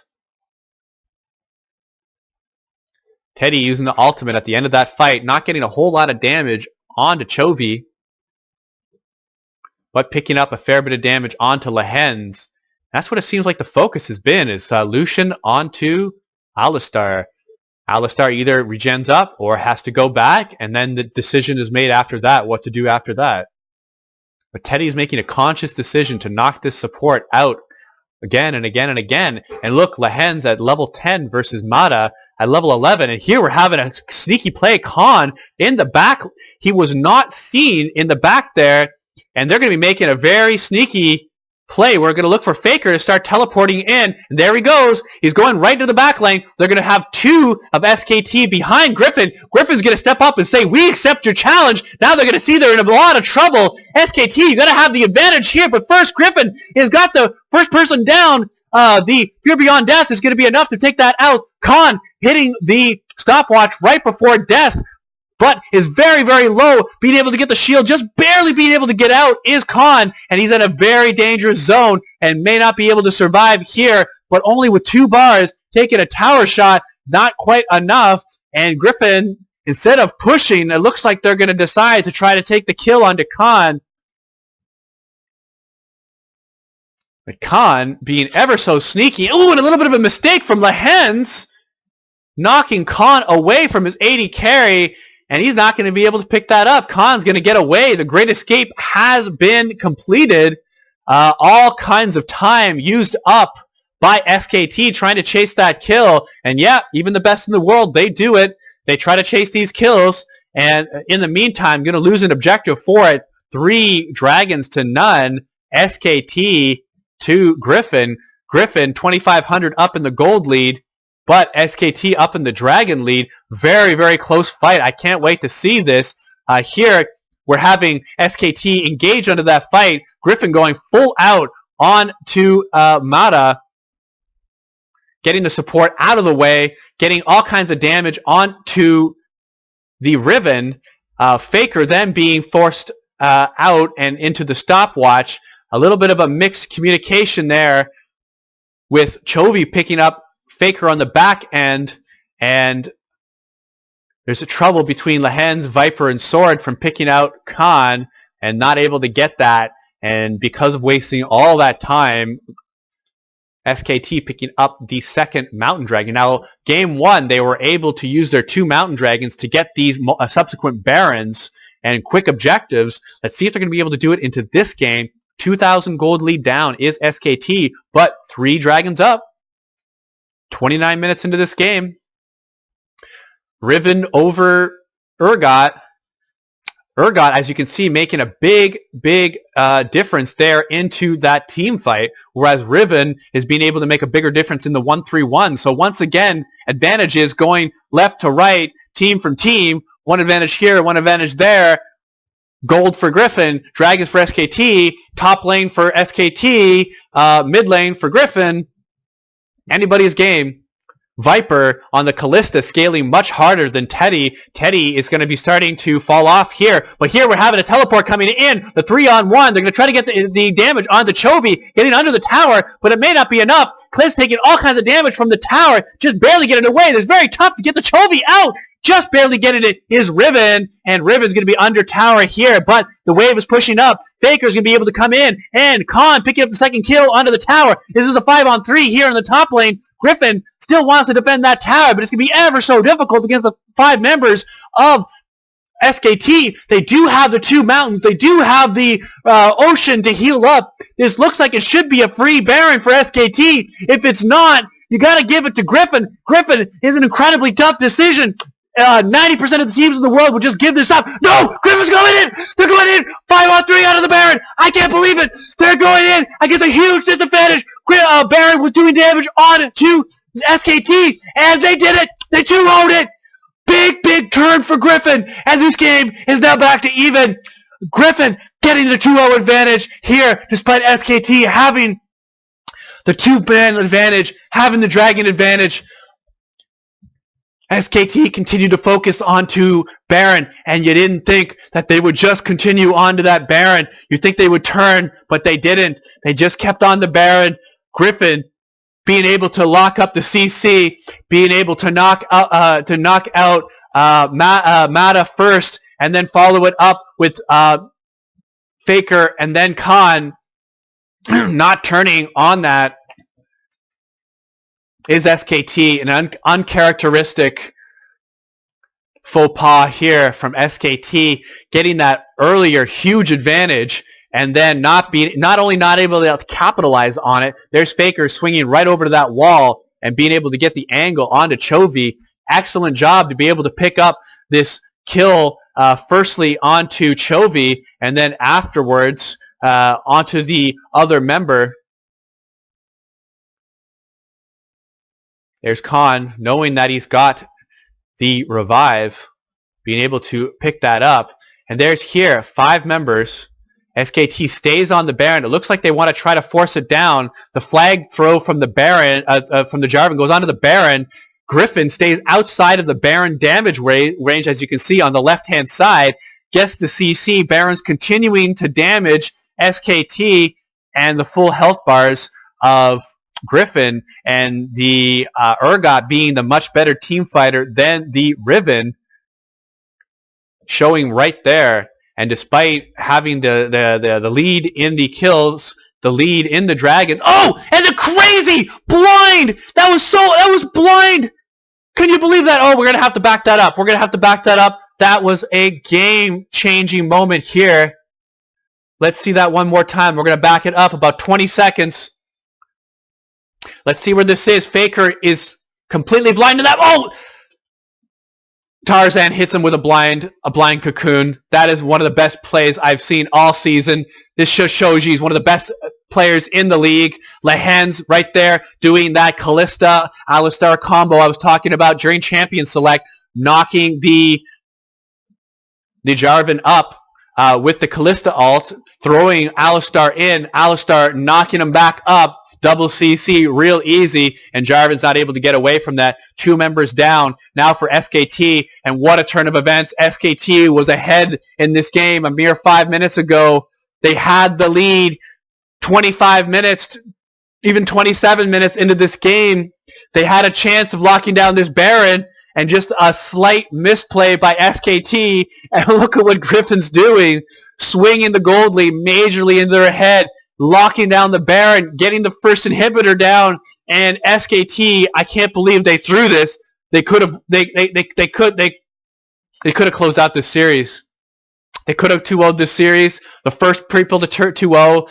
Now Faker is in a world of trouble. He really should not be here, and he's trying to make something happen. But not only are they going to lose the inhibitor, but SKT is going to lose this dragon as well. And all the momentum swinging over into Griffin's favor. And wow, Griffin is just showing that not only can they win while ahead, having a perfect record when ahead. First kill participation before this game, they were 17-0. 17-0 when having a lead at 15 minutes. They were always closing it out. Every single time. This game might be the only time that they can't do it. But we're going to have to see.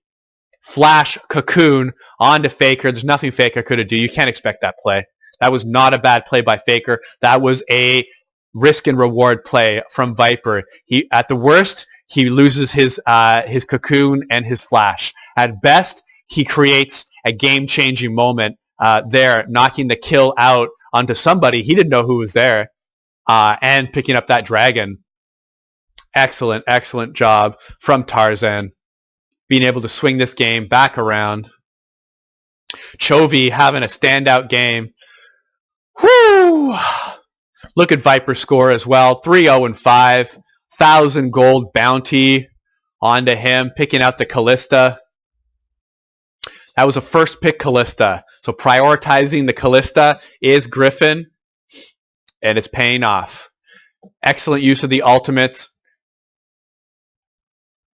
There, a little bit of issue with Faker setup.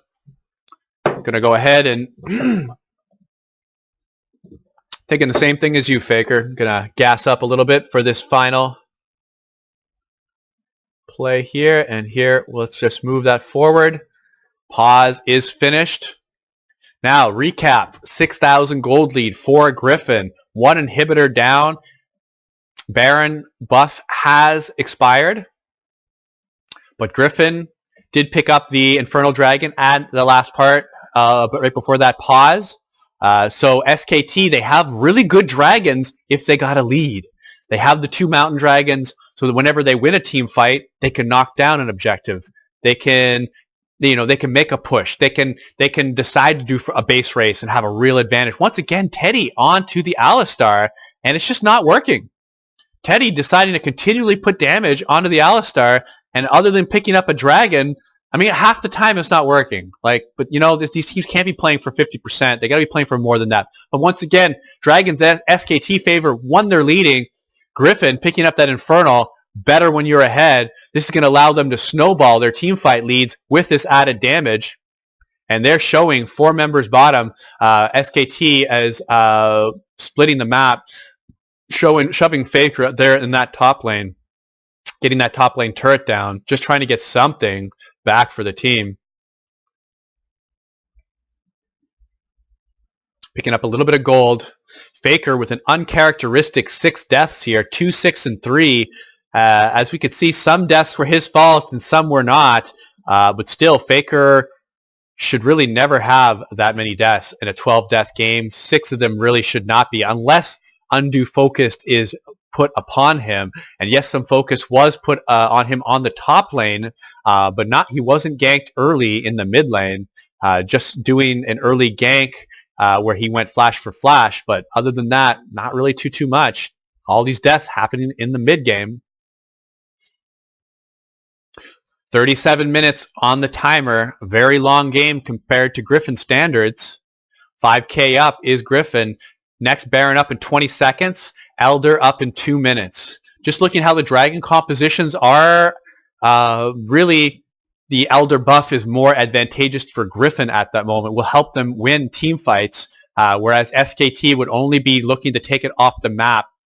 They're going to get the damage buff, but really the extra damage to objective buff is only useful if you can win the team fight.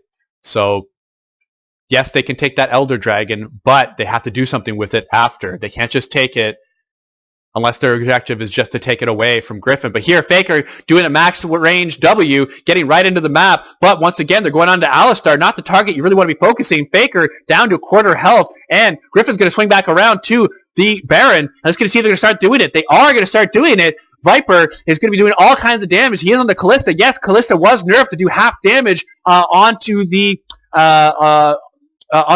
neutral objectives when he is able to lock these up, but he's already hit this 25 times. This is going to be able to do 1,500 damage here, and right there, it was 1,100 damage onto being able to lock that up. Is Viper being able to lock them now, picking up the kills onto Clid. Sword very close to going down. SKT is on his way to losing this. They lost 2 members already. Are they going to lose any more? Khan trying to turn this around, but not able to do it. His GA is going to be popped and just trying to get a exchanging kill, not able to do it. And everything going Griffin's way, being able to lock down that Baron with the Callista and only losing really Sword in the process. So we're having a 3-2. Yes, Griffin was able to get 3 kills onto SKT, but they got the Baron. So advantage over for them. And here we're having Chovy pushing right down the middle. Really, Tarzan just trying to stop the backs here. He's able to stop one back, and really only one person, only Lucian is back trying to stop 2 members of Griffin with Baron. Are they going to be able to do it? It doesn't look like it. Viper's going to be able to try to make it and able to lock that down for a 3rd game. Viper being able to pick it up. Wow, what a turnaround in the last 10 minutes of this game. Griffin showing why they don't lose games. Yes, we just saw them lose a game in game 1, but keeping this game very close, even to a disadvantage. Griffin being able to slide this one out, drawing the mistakes out of SKT, and then when they just get a little something, boom, Baron, Inhibitor, Dragon to help us win the team fight. Turn that around, get the momentum, close it out. Griffin, we see why they're number 1. Let's go. Game 3. Whew.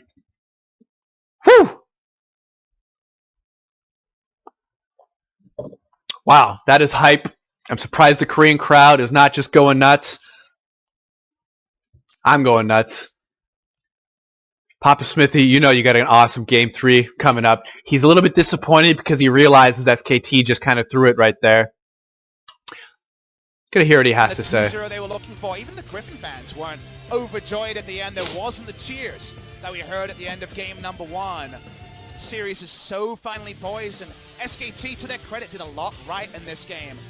But Griffin had that decisive streak, even after the mismanaging of the first few Elise plays. This was a game when we saw Elise just incidentally killed after the GA Riven came back to life under the top lane outer turret, well, you're like, this Elise is not going to do anything. And yet, Tarzan still found a moment to be pivotal, and they just about closed through some of the pressure they got back. Yeah, and the thing that I absolutely loved about this as well was if we go back to the draft, the Kalista was the first pick, and the Kalista was so pivotal to how Griffin played this one out. Absolutely. They guaranteed the Barons with it. As you can see, he didn't necessarily do the most damage. That belongs to Chovy on the Aurelia, who was able to dash around and get... Look how much damage Tarzan did, trying number 2. his little heart out on the Lucian, but it's a very similar scenario. A lot of that Lucian damage was on the Alistar. The graph isn't as linear as we saw in game number 1. And the game is very low damage from the Jarvan. Very careful play from Clip. Would say the same thing about Sword being way behind top lane, so now it's all that mouth-watering best of 1. Yep, exactly right. This one's for all of the marbles. All right, that's what the announcers are saying, and we're gonna see. Both of those. Yeah. All right, game 3. Got to be one of the best games I've just witnessed there. What a comeback from Griffin against one of the best teams in the world, SKT. Just a little bit of indecision, a little bit of just making it a frankly wrong decision, and wanting to focus down that Baron. Yes, they did have the 2 Mountain Drakes. They didn't think that Griffin was going to challenge, but this Griffin is such a special team who knows how to play to the most of their champion's abilities, using the most of their team fighting ability, getting to the side of that Baron pit, knocking up the SKT side, letting Baron continually do damage onto this SKT squad, and boy, did it do that. Griffin knocking 2 members down and knocking SKT off of the Baron. Griffin picking up the Baron shortly after, running it down, right down mid, picking up the tower and the inhibitor, closing out the game. Band structure looking fairly similar. SKT doing the same bands, the same 2 bands, and then throwing in the Olap there for Griffin. Griffin also doing the same 2 bands as in game 2 because, hell, it worked for them. They won game 2. Let's see who they do for their 3rd band.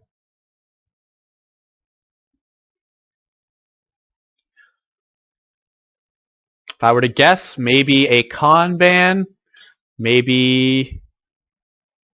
Yeah, and they took out the Aatrox. So going for the Khan ban and knocking that out. Khan can decide to first pick Urgot here. That could be a very safe first pick, having Aatrox already taken out. Now, this could be something that Griffin's trying to force them into, and SKT could be a little bit wise to that.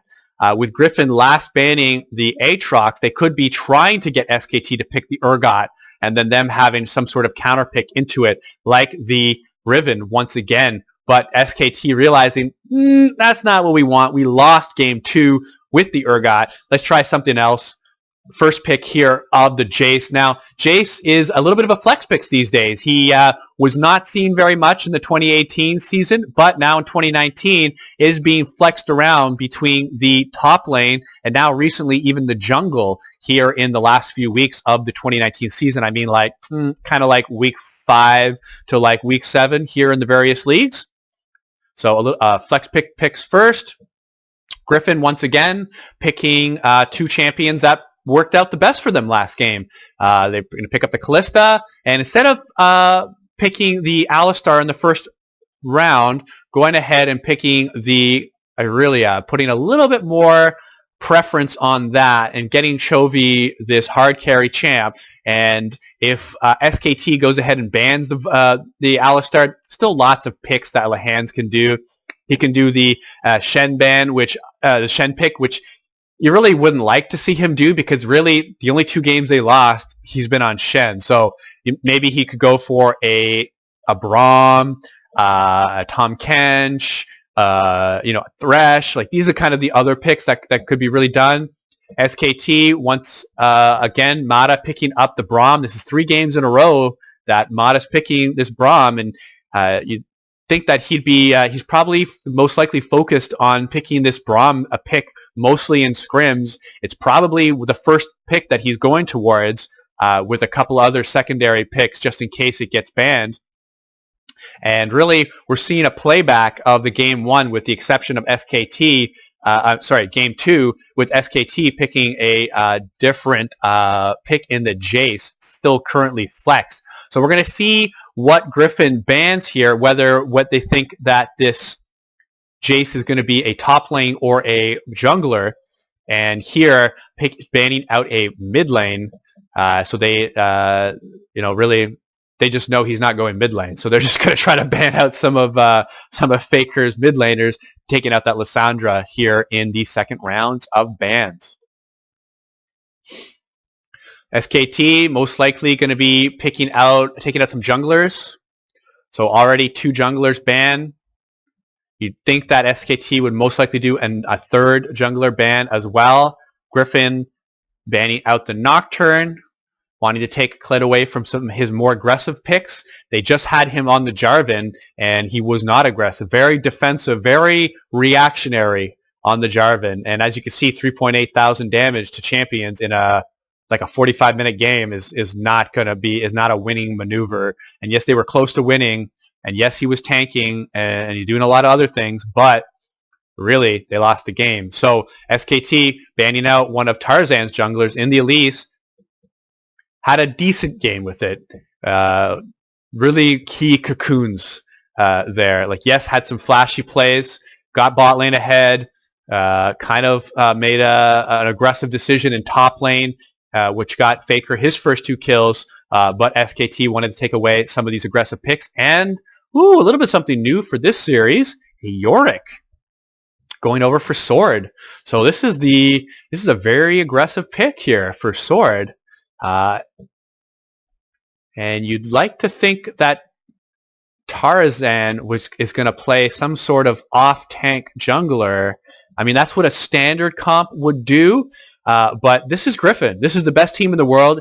If you're talking about any team that can play only a strictly split pusher and tank support, if there's ever going to be a team that right now is going to pick an aggressive early game jungler, it's Griffin. But most teams in the world would pick somewhat tanky jungler here. And wow, the Evelyn. I have not seen Evelyn played yet in any professional league. So for me, this is the first Evelyn pick that I'm seeing. And I watch a fair bit of League of Legends, and she is not picked. This is a Tarzan solo queue special. This is not usually picked in competitive play because Evelyn is most useful when she's not known where she is, where she's able to use her invisibility on the map. And in pro play, they do such an excellent job in knowing where the junglers are being picked throughout the map that it's just so rarely seen, especially amongst the top teams. SKT going for the Zac jungle once again. I thought Kled was going to play the Jarvan more aggressively, like he did in Week 6. This was not the case recently. Going strictly for more of a tank and utility jungler in Zac. And personally, I really like Zac. I like Zac if you have enough damage around your team to be able to follow it up. And look at the team there. Khan with the Jace. Teddy once again, who just did 20,000 damage on that Lucian. Faker was going to have crazy late game damage on this Azir. So I like the Zac pick here. Excellent draft here from SKT. And I'd have to say Griffin is a much higher risk draft. If I would say 95% of the teams in the world really should not play this. Should not play exactly this. But Griffin is one of these teams. They can play this out. They can show this Evelyn anywhere on the map. They can let this Yorick split push and try to get a lead. Very exciting. Game 3 here. 2 Scarf Rav. Possibly a last appearance as Winter is now leaving us. Game of Thrones season coming right up. Winter's coming there. Winter's leaving here. 2 Scarf Rav. Maybe only the second time. Maybe the last time. We'll see. Do you like 2 Scarf Rav? It's really just Rav with 2 scarves. Do you like it? Does it matter? Anyways, it's fun for me. Let's see how this goes. Decision being Khan here in the top lane, having lost twice here with it already in the season. Clid first pick Zach. Faker first pick the Azir here just in the 2019 season. Of course, we've seen him pick Azir many, many, many times throughout the years. Excellent Azir player. But SKT having a more standard kind of poke comp, and I say poke with Faker and Khan being kind of the poke members. If you're looking at the Griffin squad, definitely a 1-3-1, and with that we're having Yorick pushing a side lane with really another side lane. Now Chovy has the teleport instead of the clarity, so being able to have that teleport so he can go bottom lane when Baron's up and still be able to get into that fight with Evelyn being able to be anywhere on the map. So that's it. Although it's not like a standard Nocturne pick, like I say standard being standard for 2019 1-3-1 comps, but Evelyn can do that role in that the enemy team doesn't know where she is, and really she can be top, she can mid, she can be bottom. And really, if you're going to engage as SKT onto Griffin, with Griffin's 1-3-1 currently pushing the whole map, SKT doesn't know where Tarzan's going to be, and Tarzan can use that to his advantage, get that counter gank out, and be able to take over this game. But as expected, we're going to have Khan pushing in this top lane.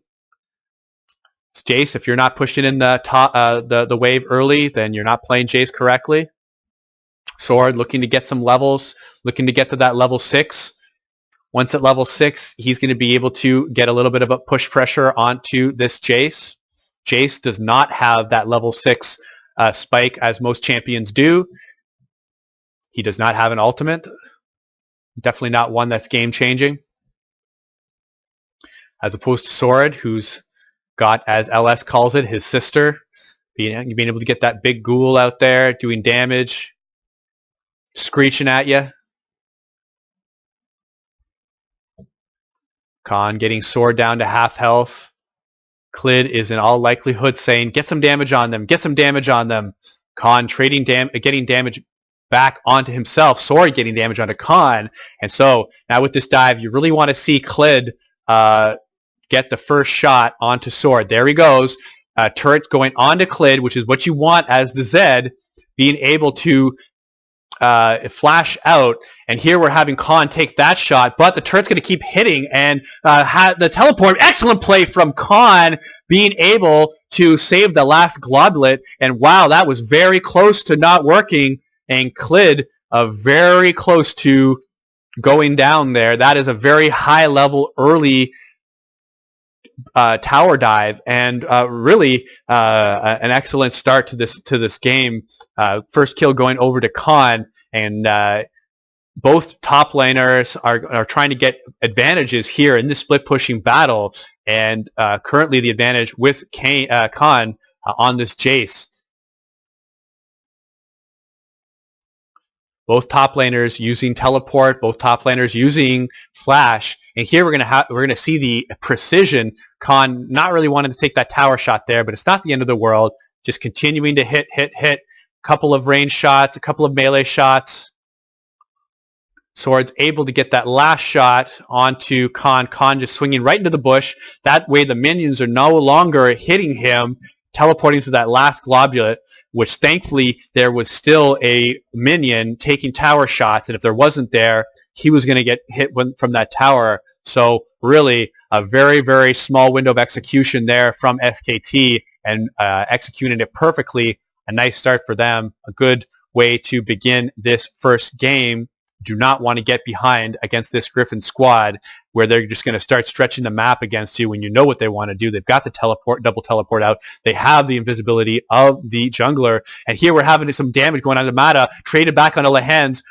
80 carries switching back to each other, and not a whole lot going on to this bot lane. Just a little CS lead from Viper, currently 10 CS up, with the minion wave pushing ahead towards them. Big wave, big advantage here in the top lane. Khan hitting level 6 over Sword. But look at that CS differential. Double advantage for Khan. This is where you want to be, exactly as Jace. And as the jungler, Clid, you really would want to try to get up to the top lane again before the flash is back up for Sword. So you still have about 2 minutes and 30 seconds to get back up to this top lane. And let's just do a little timer of our own here. So that's going to be 9 minutes that Sword is going to get his flash back up. Let's see if Clid targets that top lane to try to get Khan snowballing, which could be a way for them to be victorious here in this game. Tarzan having the level advantage and knowing it, being able to be aggressive, counter jungling onto Clid, stealing away this red buff, and there's really nothing that SKT can do. It's not worth the risk.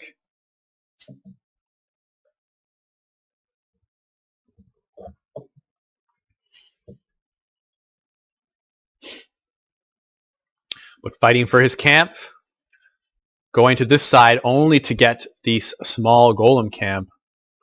First dragon is Cloud, so unlike the two previous mountain dragons, which we saw both teams prioritize before the 14-minute mark, we could see this Cloud dragon go on for quite a while. I've seen it frequently go into the 20-25 minute mark in some of these pro games, especially the LCK games. Both teams prioritizing the Rift Herald rather. So here we go. I was just saying about who was going to focus who, and it was the opposite. Tarzan now focusing Khan. Khan being pushed up, and the 3-man being able to. You don't really suspect that the Alistar is going to be top lane here at the 8-minute mark. So not Khan's fault. Having very little vision here in the top lane, having no vision in the top lane, and 3 members going against them. Alistar getting the knock into the wall with the knock up, and just with having 3 members there, plenty of damage to be able to knock him out. So it wasn't Clid and Khan capitalizing on the top. It was Tarzan, Sword, and Lehens swinging up top and getting that top lane a little bit more to parity, so that when Yorick starts getting a couple of items, starts getting some levels, will not be at a massive split push disadvantage, which would have happened if Khan had ever got to that 2-0 with massive farm lead advantage, which I was highlighting could have been a major win condition for SKT, but currently not happening. Clid swinging back around to the top side is just getting a little bit of early vision with Tarzan spotting out that ward, realizing that there's 2 wards out into that top side area where Clid was just at. Khan's going to spot out this ward out there. Going to get his own. Griffin does see that top tri-bush is warded. Khan going for the cull, currently half stacked at the moment. Free ass boots also. Just looking to try to get these mid-game items is Khan. So not wasting money getting boots, and is going to be getting the extra money from the cull. So we're going to see Khan trying to get that first item power spike before Sword can, to really try to snowball this top. But it's Sword now having his level 6, being able to push Khan out of lane. Well, I'm saying he's got his level 6. He's got his ultimate. Both top laners at level 8. And Khan will most likely clear out this wave and then head back. Currently having teleport, will be able to get back into the top lane, knowing that he's not going to need to go down towards dragon. Both teams most likely not going to fight towards this dragon, but it looks like we're going to have a 3-on-3 very shortly. Mata a little out of position, Lehens pushing him back, but Clid's going to re-engage here. Teleports coming down from both top laners. Khan's the first one there, but Sword's going to follow. Sword, the more bigger team fighter, but the Alistar being able to get the headbutt pulverized onto Khan, but it's the jungler of Kled being knocked down, and Griffin coming out ahead on that. 2 kills to 0. But more importantly, being able to knock down some turrets as well, and they've been able to knock Kled into the containment field, but not able to get an additional kill onto him. But as bottom lane pressure is being put, being able to slowly get this first dragon, and Tarzan deciding not to go down and dive bottom turret with his compatriots, which is not really something that Evelyn is good at. You really don't want to be the tower diving jungler with the Evelyn. You want to be more of the outside of the turrets. You want to be skirmishing and getting on one-on-one battles and advantageous positions. So this all started from Lehens getting the knock up on the Mata. Mata be a little bit too far forward, getting knocked into the wall and then knocked up from Lehens. But Kled being able to get the CC on the Tarzan and Viper, knocking them back both back. But Khan realizes he's in trouble as this knockup is going forward, but Kled is going to bring two people farther into his team and get knocked down in the case. So there, as you could see, Tarzan could have continued pushing that bottom and could have tried to either do a dive onto the bottom 4-on-2, could have knocked down those turret plates, but deciding not to, went and got that first dragon. So making that decision, less gold, less kill pressure, but getting that first dragon towards them. And for the first time all series, Griffin with a dragon advantage over SKT.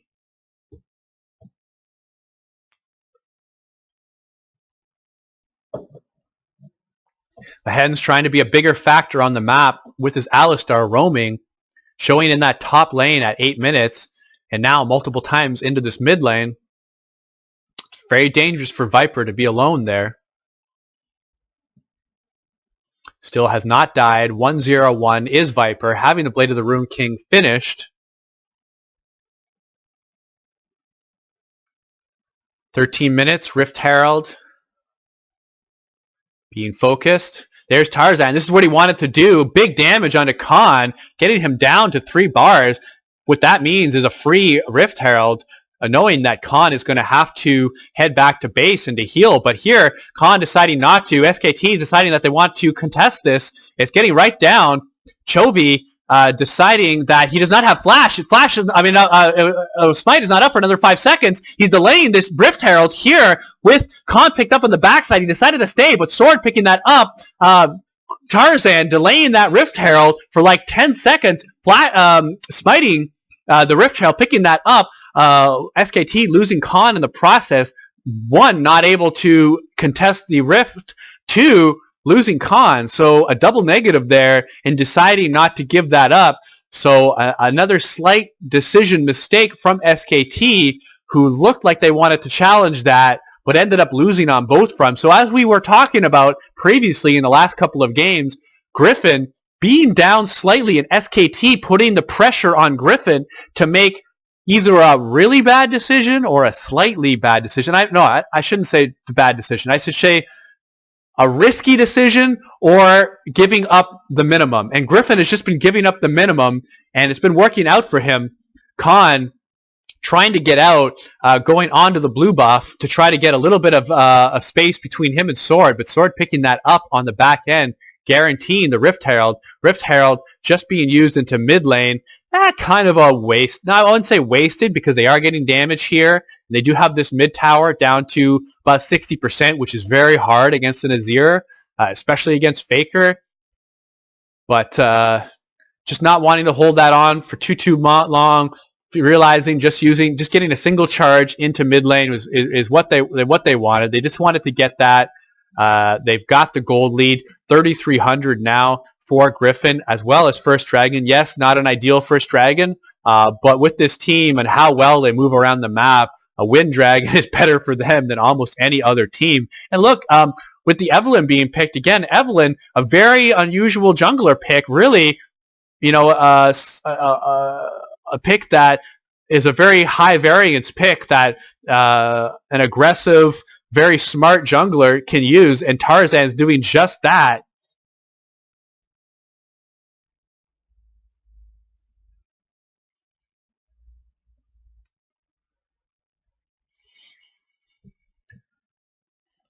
We're having a lull in the match here now with Ocean Dragon popping up in 20 seconds.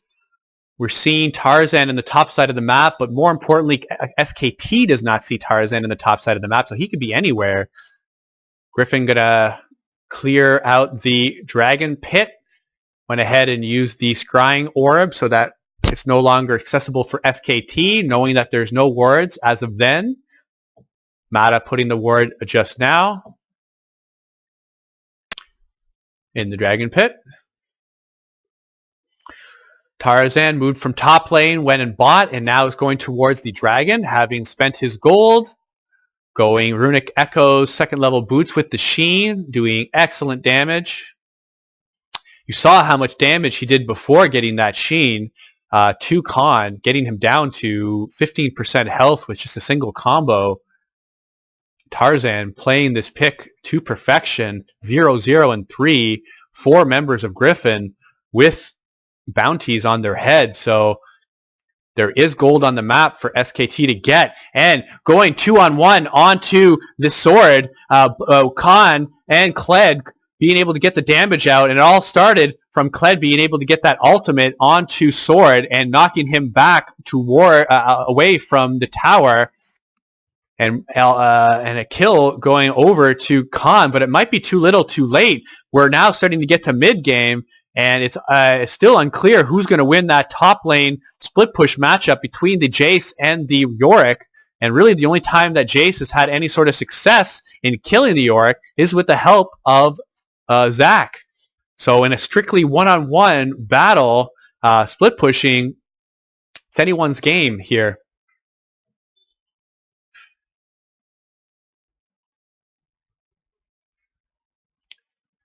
Tarzan stalking the bot lane. Faker realizing something's up. Very high League of Legends IQ, just backing right up from that tower. Gonna let Chovy get solo gold, realizing that he saw Lehens there. And he possibly could have defended that against 2 people, but he did not see Tarzan there. Fearing Tarzan could be around, they absolutely would have dove Faker 3v1 on the bot lane. And just a single tower shot's not going to be enough to help Sword trade one back. And SKT coaching staff know that they're trying to give Khan the resources here, 2-2. But look over on Sword's direction. He has the Trinity Force. He has second level boots. He has a couple of auxiliary items as well with the Corrupting Potion and the Doran Shield. He's got better items than Khan does right now. Well, okay, that's up for debate with Khan having an item and a half here. But this is not clearly Jace's lane to push here, either on the top or bot lane. Both relying on their junglers to get kills are these top laners. Faker swinging up to top lane. Wanting to clear these waves out as quickly as possible.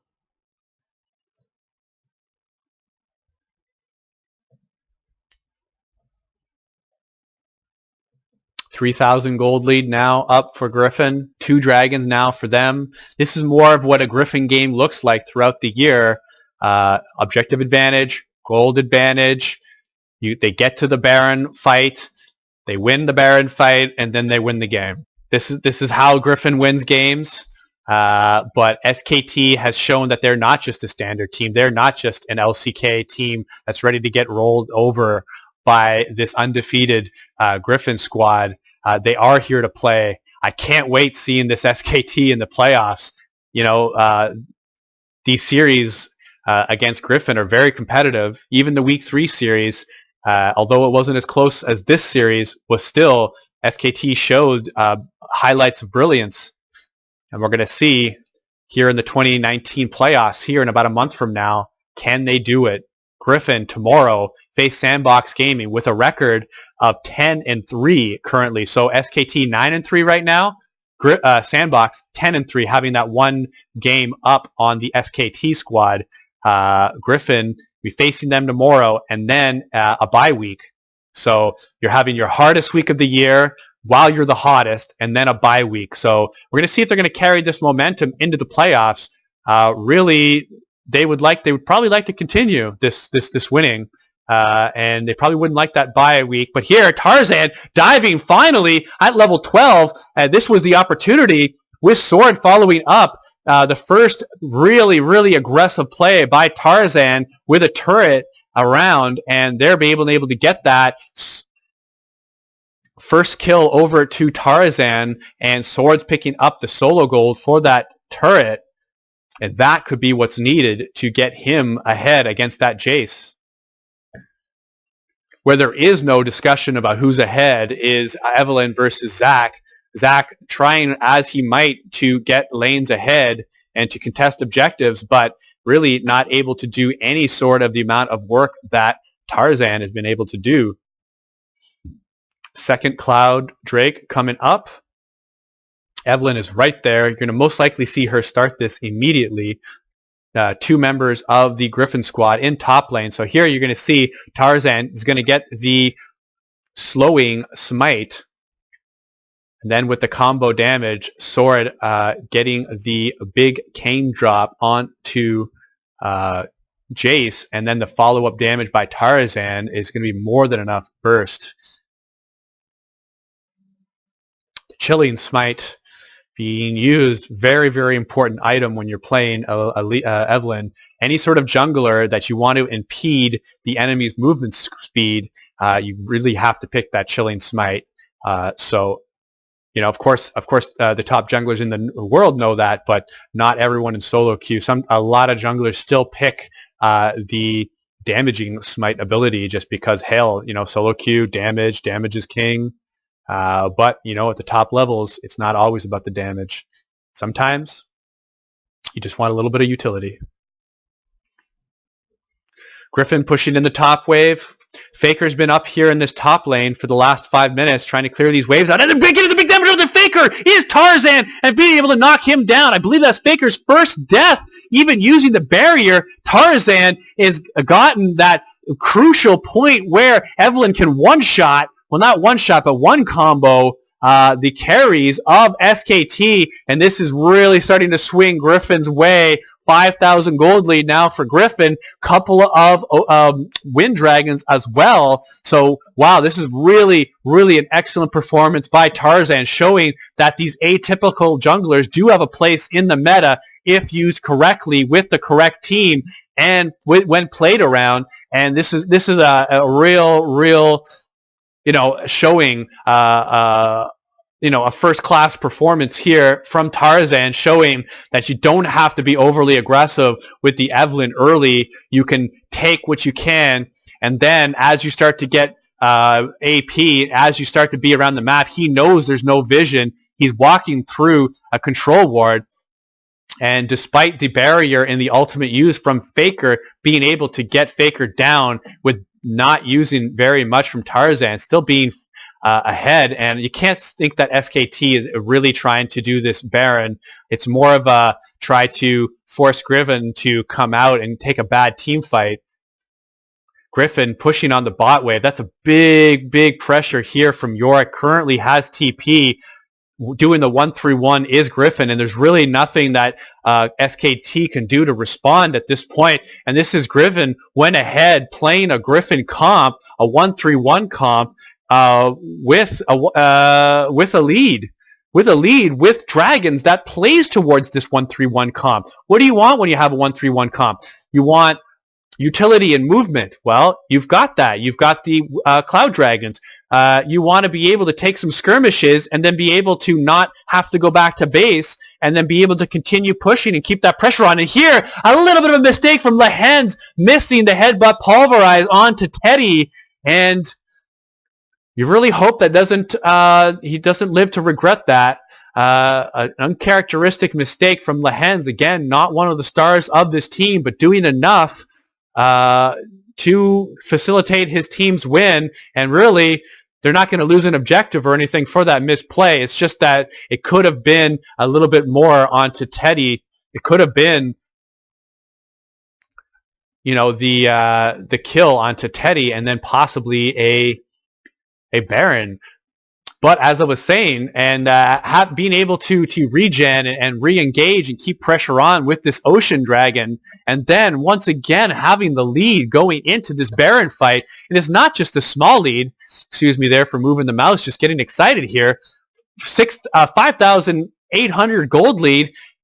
They can take this. They can push. They can 1v1. They can 3v3. They have a number of ways to win this. And SKT, the ways that they win this game are just starting to dwindle. And Clid having a very hard job clearing out this vision. And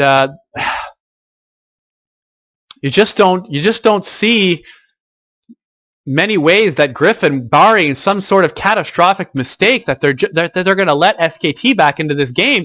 And it would be one thing if there was history on how Griffin threw these leads out, but Lehen's taking a little bit of damage there is not going to be the major sort of turn that SKT is needed. Like, yes, you're going to be able to get him to back and to heal, and yes, SKT can reestablish vision onto this Baron pit, currently having 4 control wards. But here, Lehen's not even going back, deciding to get the headbutt pulverized, hitting it this time. Teddy is almost out, is very, very close, but barely getting the kill onto Viper. Teddy not going down. Lehen's coming back in. Excellent trade, getting that 80 carry for support kill. But we're having SKT turn this. They're going right under sword, and this is the time fight that SKT was looking for. They had it. The 4 for 1. I can't believe it. This is their pan chance back in the game. They're 4K down. Only Chovy up. Do they do the Baron fight? Do they do the Baron? And it almost seems like they have to do it here. This seems to, like, if they back off of this Baron, there's not many ways back into this game. It's only Chovy. He's just going to take that mid turret. Excellent decision by SKT. This is why they keep winning world championships. This is why they rank 3rd right now in the LCK, top league in the world. This is why they're resurgent. This is why they have all the momentum on their side going into the series, that this is the time, this is the place, this is the time. We're going to dethrone, and here we go. Double knock-up. Lehen's coming back into this fight with half health. Viper picking him right back up, launching him onto Teddy. Launching him back into the fight.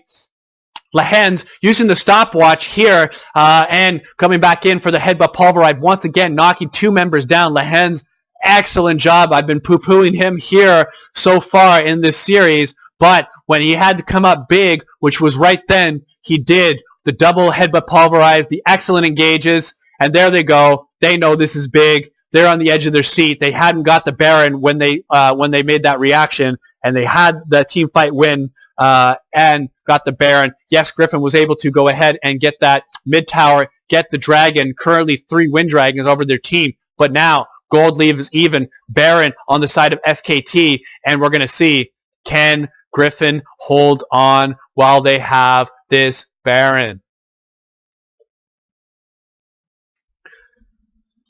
Looking at the SKT way of playing things, they're most likely going to be trying to get the easy goal that's around the map.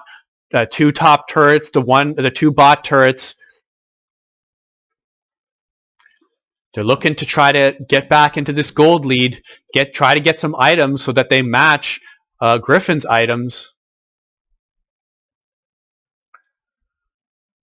Khan working on this bot turret with Kled. In response, top turret for Griffin. So yes, they're trading turrets, but SKT is going to be able to push way harder than Griffin. They do have the Baron. There you go, 2 turrets to 1. SKT now with exactly even gold. Griffin with the big Dragon League, but SKT still with a minute of Baron left. This next minute is going to be very important. We're going to see how SKT goes out. If I were to predict, they're going to do a 4-1. Let's see what they decide.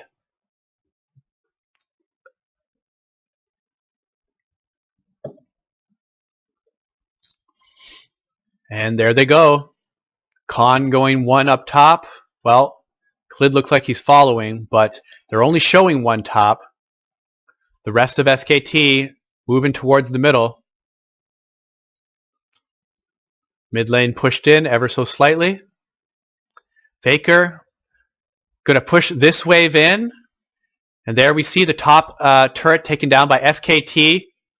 Griffin not doing any sort of major fight. They traded what they could. They took down the top second tier turret from SKT, and they're giving all of their outer turrets out. Remember what I was saying in these games? Griffin, when pushed, they give up the minimum. They just let it. They don't fight. They don't take bad. They don't take bad trades. They just give it up. They don't even put themselves in a position to be countered, to be fought against. And there they go. They just gave up 3 top turrets and now an inhibitor.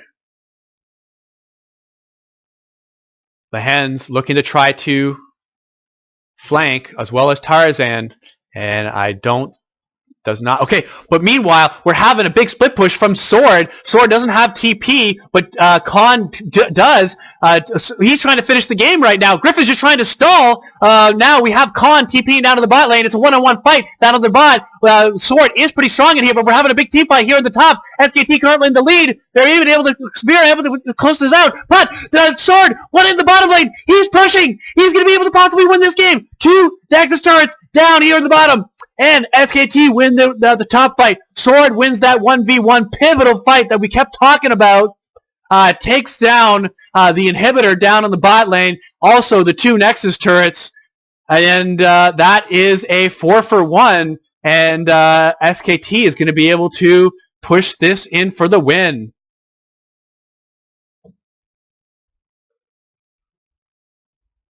And that's it. I keep waiting for a member of Griffin to appear, but they did it.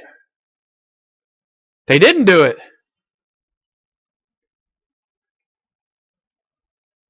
Wow, so close. So close. Tarzan coming right out and preventing. Ooh. I'd like to think that Tarzan would have been able to stop. Tarzan would have been able to do it. It was going to be close. So here we're going to see the fight go on. Inhibitor taken down from Yorick, has the ult out already. TP goes down from Khan to the bot lane. SKT starts winning this team fight with Teddy picking up the first kill, then onto Mata, and there they just have the numbers advantage. It doesn't matter that Hens hits the perfect headbutt pulverize. A 4-for-1. It's too early to celebrate now. Oh, there's Tarzan being very careful. SKT being very prudent here, putting 2 control wards. They're looking for this Tarzan base race. SKT starting the Baron out. And it doesn't look like Griffin is in a position to be able to try to contest. Griffin looks like they're going for the finish. Griffin is coming out. Tarzan getting his own kinds of damage. Khan's going to be able to knock him out. But we have 2 members of Tarzan. He knocked out for Griffin. Sword. They're able to do it. Chovy almost losing the game. Coming right back. I can't. Wow. They lost a 4-for-1. They took down the inhibitor of SKT. Wow. What a finish. Being able to use the stealth of Evelyn to draw Jace down towards the bottom of the map, and the teleports coming right in, and a three against 1. It doesn't matter who you are. Khan cannot stop the 3 members of Griffin, and she's about to cry. But I tell you, those are tears of astonishment, not of sadness. She cannot believe what she just saw, and neither can I. Griffin finishing the game in a most amusing and a high performance fashion, realizing what the situation was, drawing SKT outside of the base, having the jungler in Tarzan keep the pressure of Khan towards the bottom side of the map. As you can see, Khan went to engage Tarzan. Tarzan, yes, he died, but rest of the members of Griffin, Sword, and I believe Chovy coming right in, being able to come into the base, knock out the Nexus, and once again, SKT very close to being able to finish this, very close to being able to swing this back. And let's just hear from one last second from the commentators about how this game ended up finishing. But this one certainly did. Certainly shown that Griffin can bleed as we move closer and closer towards that gauntlet. Says that Griffin can bleed. They're bleeding out, Atlas. They're all over the place. This is some Rambo stuff right here. How did he survive all of these bad guys? Oh, the tale of the tape for these 3 games is unbelievable. And all the players can do is smile with some bemused smile, pack up their gear, and know they got out. They keep up their undefeated streak. But there never, ever can be a closer. They smile. They know they got out. They bow to their coach. Thank you, coach. Players are as well. And think about the game of chess that they just won in that. They move on 11-0. Comes in, you expect Evelyn to try and backdoor, right? But you don't expect the double Here we go. TP to come in with this control ward delivery. Look at that. He puts the ward. So he ults over the wall. This is something that was lost in the play. Oh, I didn't see that either. Puts the ward down. There's the double teleport. Irelia has the speed. Look at her go really fast out. She decides to just get the stun. Doesn't want to kill Khan. Doesn't need to. Just gets the stun. And being able to finish the game real fast. We're almost max. There's Sword. Incredible stuff here. Yes. Griffin. Put the fists out. That game, unbelievably close. But yeah, I love you, Papa Smithy. All these stats, all this stuff, it's unnecessary now because we just want to see that matchup one more time. I just want to see it for the rest of the There year. you go. That's what I want. I want Griffin versus SKT from now on. We have a second series after this. Let's not talk about that for now. We've got half an hour to reset towards Gen.G versus KT, which is actually another pretty exciting one, but for the other end of the table. Listen to the diary entry of Tarzan. Dear Diary, today, after a bad early game, I won the game with a blind flash cocoon, then I ulted over a wall and didn't have ult against a full item Jace, but it worked out. It was a good day. I was an Evelyn with a Lichbane that decided I wasn't actually going to win the game by hitting the Nexus. I was going to distract a Jace while the rest of my team hit a Nexus and won the game. Alice, you had a Lichbane in a dream, that's for sure. Oh, the dream paid off. This is my kind of dream. I want to know, like, what he does before he goes to bed to have dreams like. And again, my type of dream as well. These are the type of games that I most like seeing. This is the highest level of League of Legends in the world.